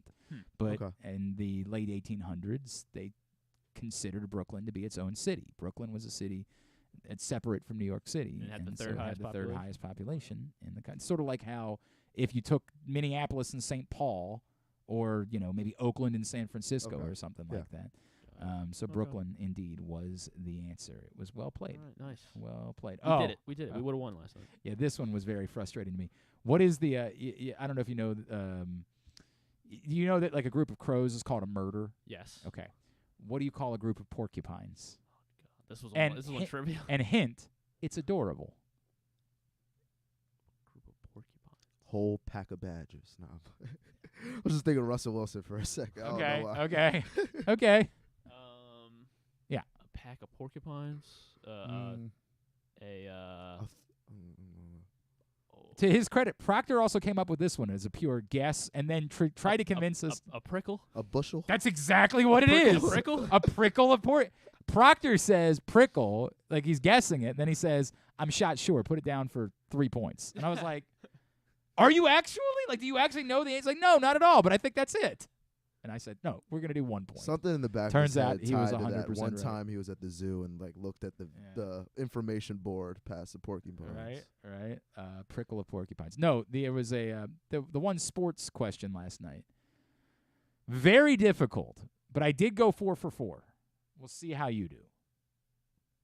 Name the 4 North American cities that have teams from all 4 major pro sports leagues, and they all play within city limits. Within city limits. Because that immediately rules out ball busting. New York and LA. Chicago right? is correct. New York and LA are ruled out. New York and LA are not on the list. Detroit. Detroit is absolutely Good on one. the list. Good one. Within the city limits. All 4 Pittsburgh. teams, they don't have a basketball team. Yeah. What's our guesses, Charles? Yeah. Well, then Philly. Philly is, of course, and was the most obvious one to me. That's They play within 5 inches of each other, although the Sixers are moving, but they're going to still be within city limits. Yeah, they're building, because that's obviously in South Philly where they are. They're going to build it more in downtown, a new basketball-specific arena. I'm thinking the last one's got to be It's got to be Boston, right? Not. Where do you think that It's Foxborough? Oh, yeah, it's you're right. I think it's a that. Texas city. I'm just not sure which Texas city. Because they play in Arlington, so probably not Dallas. No, both the Rangers and the Cowboys play in Arlington, so it's most certainly not Dallas. There is. That's the only hockey team in Texas. Yep, Houston does not have a hockey So team. It's not Is Texas. it? Hold on, let me think here. Is it Denver? Denver is the correct Denver. answer. Okay. Denver is the correct answer. So the only one that I was a little shaky on was like, because those are the 4 for me, but I was like, I guess it's possible it could be Minneapolis, but the hockey arena is in St. Paul, correct? St. Paul, yes. And that's what I said. Is like the I think XL Center or I something think like that? because it's one of the few cities where the hockey, where the hockey and the basketball teams don't play in the same building. Like there's most cities that have both hockey and basketball are like DC, and they play in the same building. But we like love hockey so much. Yeah. It's like And we need our own arena. It's for what I that. said to him. I'm like, I think. And it will not be in Minneapolis. It will Yeah. be tucked away. I think. Where it is just away from everything else, and we could just go watch hockey. Is it difficult to get to? No, it's Okay, just all in right. some neighborhood in St. Paul. I'm not sure exactly what neighborhood, but I don't even think it's downtown either. Really? Yeah. Okay. I think it's just off to the side. So how far from like the Viking Stadium to the hockey arena? Oh, I'd say it's probably a good 25 All right, that's minutes not for that sure. bad. That's not that bad. Yeah, you got That's to go not through bad. like the interstate. It's not like the the system 49ers there. playing in Santa Clara, which is like legit forever away from San Francisco. Yeah, those are the 4. The 4 are Denver, Philadelphia, Detroit, and Chicago, which we went 4 for 4 on. Like we got that, but I was only shaky. My one buddy kept. We love him. He's very special. He kept being like, "What about Atlanta?" And no matter how many times I said to him, they don't have a hockey team. He just kept bringing up, even after I had turned in the It's answer. not Atlanta. He's like, "Dude, like Atlanta." I'm like, "They don't have a hockey team anymore. It's not Atlanta. Stop saying it." But I was just thinking about Atlanta. I'm like, oh my God. What would their hockey team be named? If it was Well, they Atlanta? had the Thrashers, of course. The Thrashers. Wow. Did you not know that they had an NHL team in Atlanta? I don't. Yeah, I don't Atlanta Called the Thrashers. Not even that long ago. Like I don't remember the Thrashers. they probably moved out of Atlanta in. Weren't they the Flames before Calgary got a team? No, they were the. No, what were they? They were the. Oh, I thought they were the Atlanta Flames to start. No, God, this is gonna drive me nuts. They were the. Yeah. Atlanta No, Flames. there might have been an Atlanta Flames, but they weren't the. But it wasn't This was Calgary. not this team. The Atlanta Thrashers turned into the new version of the Winnipeg Jets. They were just an expansion team to begin with. Wow. So there might have been an Atlanta Flames. I believe there was an Atlanta Flames. Yeah, I get what before you're that. saying. But that this happens in- franchise, this franchise Kind of like was. Baltimore. What do you mean? Where like it wasn't like an immediate transition. Oh, from the nor it was Colts like to the same Ravens, or yeah, ownership yeah, group. correct. Yeah. Yes, yeah. There's no association between the two franchises. Correct. Just two separate franchises. Yes, this team was always the Thrashers, and then the Winnipeg Jets became the Phoenix Coyotes, which are now the Arizona Coyotes, and the new Winnipeg Jets are the former Atlanta Thrashers. So there's your quick hockey. Yeah, they were around until 2011. I can't believe. Yeah, I have no memory of that. They existed for over a decade. Do you know what the Carolina Hurricanes used to be? No, I'm not even gonna try. Give me a Hockey. sec. A legendary franchise in hockey, an iconic franchise in Carolina hockey. Hurricanes. Carolina Hurricanes. They weren't Montreal because now that's the Caps. No, Montreal's Quebec. always Quebec? been, no. Quebec Nordiques became the Colorado Avalanche. The Carolina Hurricanes were formerly the Hartford Whalers. I'm now looking at them on the screen, and I didn't want to guess it because I knew that was probably the right answer. Hartford Whalers is the former They should bring those Carolina back. Hurricanes. Everybody loved, dude, the Whale. The Thrashers, Whale. the were- Thrashers is good too. Thrashers was a great name. Yeah. Just never hockey in Atlanta. Never really. I mean, hockey hasn't really worked in Phoenix either. They're currently playing in a college building, legitimately a 5,000-seat arena, and they're playing NHL games as they hope to build an arena in Tempe. But Phoenix is just a more desirable market, so they don't want to move out of Phoenix. They're like, yeah, everybody likes to play golf there. We don't want to move the team out of there. So that's the way that it goes. They'll cool down at the ice arena. Yep. Did you know that once upon a time the Pittsburgh Penguins were literally like days away from moving to Kansas City? Really? Straight shoot. Like one of the most thought Can of franchises in all of the NHL was within days. That would have been of moving to Kansas City. That would have been a disaster. Straight shoot. What would Kansas City's hockey team be? They've had one. Kansas City Scouts. long time. I had no idea. KC Scout. Oh, no. No idea. 74 to 76. I did not know that. And then they relocated to Denver and became the Rockies. And then these Rockies in '82 relocated to Jersey and became the New Jersey Devils. did not know that. Wow. How about that? I learned something today. I didn't know do there every were two single- let's different do every Rockies. single Yeah, right. team. The Let's history finish of this. every single franchise in the NHL. I'm good. All right, what do you have for tidbit? All right, so the Rays are 10-0. It is the best start by a team since the 1987 Milwaukee Brewers, who went 13-0 to open up their MLB campaign. And they also have the highest run differential really ever since 1884. So it was going back to the 1800s, it is the fifth best because there are 5 other random teams that had like plus 99 run differentials.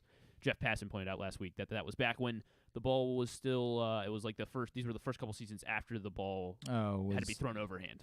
Oh, okay.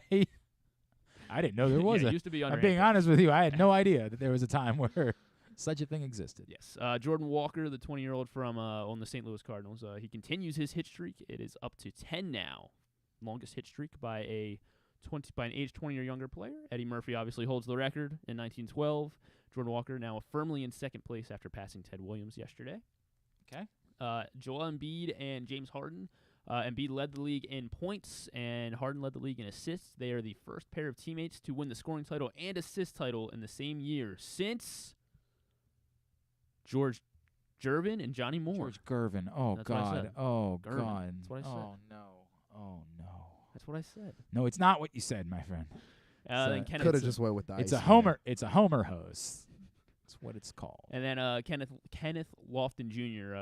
Became the first player to ever post a 40-point, 10-rebound game in his first career start since they started tracking game starts. Everybody's freaking out since the about 70s. That maybe, dude is their new Zebo. Yeah, maybe Kenneth the Grizzlies could be legit, and Kenny Lofton is having a huge part of that. LeBron dropped 35. Hold on, let me pull up the stat. My apologies. Yes, he dropped 30 points on Sunday in the Lakers' regular season finale. It was his 80th game of 30 points or more after turning 35 years old, which ties him for the most games with 30 points by a 35-year-old. Can you tell me who he's tied? And let's try to round out the top 9 here. Most games with 30 points by a 35-year-old. 35 ain't coming tonight. He's torching us. Okay, so Michael Jordan. Michael Jordan is 4th on this list. He had 39 Who games. is he tied with then? Yeah. Oh. How about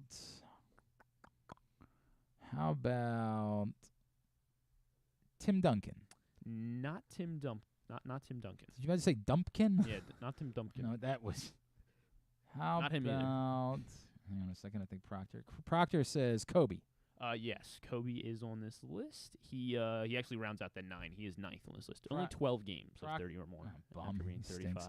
35. Proctor also wants to throw in Iverson and Kareem Abdul-Jabbar. Not Allen Iverson. Kareem Abdul-Jabbar is 3rd on this list. 48 games. How about Karl Malone? Karl Malone is who LeBron is tied with. Really? 80 games of 30 points or more. Reggie turning Miller. 35. Reggie Miller is on this list. He had 14. He is tied for 7th. How about? Hard blank.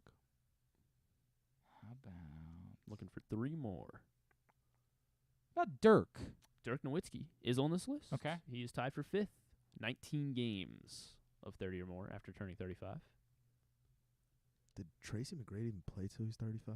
He is not on this played, list. but I don't think he was the same at the end there. Jamal Crawford? No, not He Jamal played. Crawford. Yeah.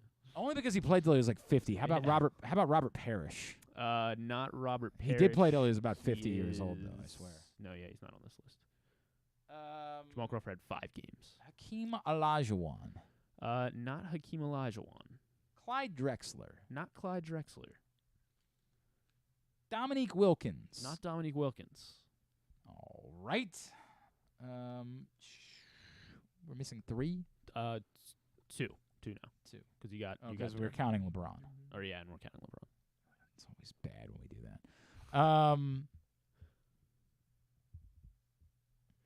No, Dwayne Wade was doing nothing at the end of his career. No, not Dwayne Wade. Jason Kidd. Not Jason Kidd. Somehow Larry Bird. No, his back was all jacked his up. back. Yeah, not Larry Bird. Paul Pierce. Not Paul Pierce. Just because we old talked player. about him last week. Alex English. Alex English. God, it's always on his Alex. Alex English is on every single one of these lists. Tied with Dirk, 19 games, 30 or more. One more player on this list. Ray Allen. Not Ray. Kevin Allen. Garnett. He's been a common answer on all these basketball tidbits. Common answer on basketball. I don't. Alex English. Not Alex. Well, yes, but no. Not the one we're looking Steph for. Curry, because I keep forgetting how old he is. No, not Steph Curry. He's not 35, right? What is he? 34? He might have just turned 35. Oh, Yeah, I think God. so. He'll be on the list soon. I'm hate sure. Common answer on these basketball lists. From the 60s. Oh, for F's sake. Oh, McAdoo. No. He wasn't the Russell 60s. Robertson. No, not Bill Russell. Or Oscar Robertson. He was a Laker. Wilt. Not Wilt. Oh Lord. He was a Laker. Jerry West? Not Jerry West. No, he wasn't the 60s. Elgin Baylor. Elgin Baylor. There you go. Yeah, There that's you a- go. Yeah, that's a good one. There you go. That's a good Yeah, one. he played for a long That time. rounds out your All top right. 9. All right. Very good. Very good. All right. I missed Proctor said. Yeah, Steph already has 6. Alex French, Alex Spanish, Alex. No. All right, Tubular is brought to you today by your local Toyota dealer and buyatoyota.com. The Toyota Tacoma comes in a range of models and trim lines, so you can choose the perfect Tacoma to reflect your unique personality and driving habits. Check out buyatoyota.com for deals on new Tacomas from your local Toyota dealer today. Here's what's coming up. Grayson Rodriguez indeed makes his first home start tonight, 6:30. Athletics, Orioles on Masson. Kyle Muller or Mueller or Yeah, Muller. Muller? It's M-U-L-L-E, so that I will don't go think it's Muller. Mueller. Starts for Oakland. Big Ten Network Plus, Maryland Baseball taking on Georgetown at 6 o'clock. Stevenson Lacrosse takes on Hood at 7 on GoMustangSports.tv. NBA play-in tournament. It's what Charles cares about tonight. T-Wolves Lakers at 10. Before that, Hawks Heat at 7:30 on TNT. Obviously, the home teams with a win, they move on. What they lost, they play again on Friday night. Would be when the second game is. Yeah, they get a day off because there's 2 more games tomorrow to round and it then out. I think whatever's left, I think is Friday night. Let's go Wolves. Sure. I need Masson, Conley's experience. Don't care. Masson too. Nash. I just don't care. It's so obvious what they did. I mean, they made sure that Rudy got himself suspended so that LeBron will be able to win and well, but play on also the next keep in round. mind the Wolves are like the kings of the play-in round, right? That's like, true. Yeah, We've like been in every year. the greatest moments in play-in history. Every year, then Patrick Beverly throwing Yep. his jersey off. Who's going to be tonight? Masson 2, Nationals, Angels, 9:30, TBS, Padres, Mets at 7, MLB Network, Dodgers, Giants at 9:30, NBC Sports, Washington Capitals, Bruins at 7, ESPN, Maple Leafs, Lightning at 7, Oilers, Avalanche at 9:30. A friendly tonight for the U.S. women as they take on Ireland at 7:30, but it's only on HBO Max unless you want to watch it in Spanish. Champions League on Paramount Plus, Benfica, Inter Milan at 3, Man City, and Bayern Munich at 3. The USA Network for WWE NXT at 8. Some non-sports highlights. There's not really a whole lot. Again, Jennifer Garner will be on Stephen Colbert, and there's a new show called Yonder on Paramount Plus, but it's actually a Korean show. So sure, but apparently it's really good. Sure, so you can check that out. And then Am I Being Unreasonable? Its U.S. premiere is out on Hulu. British star Daisy May Cooper. I don't know. It should be funny, I think. You know what show is coming back this week that is not nothing to me? And I hate saying this because it's on the TV network Freeform. Oh, yes. I believe it comes back tomorrow. Single Drunk Female. You are correct. That is tomorrow.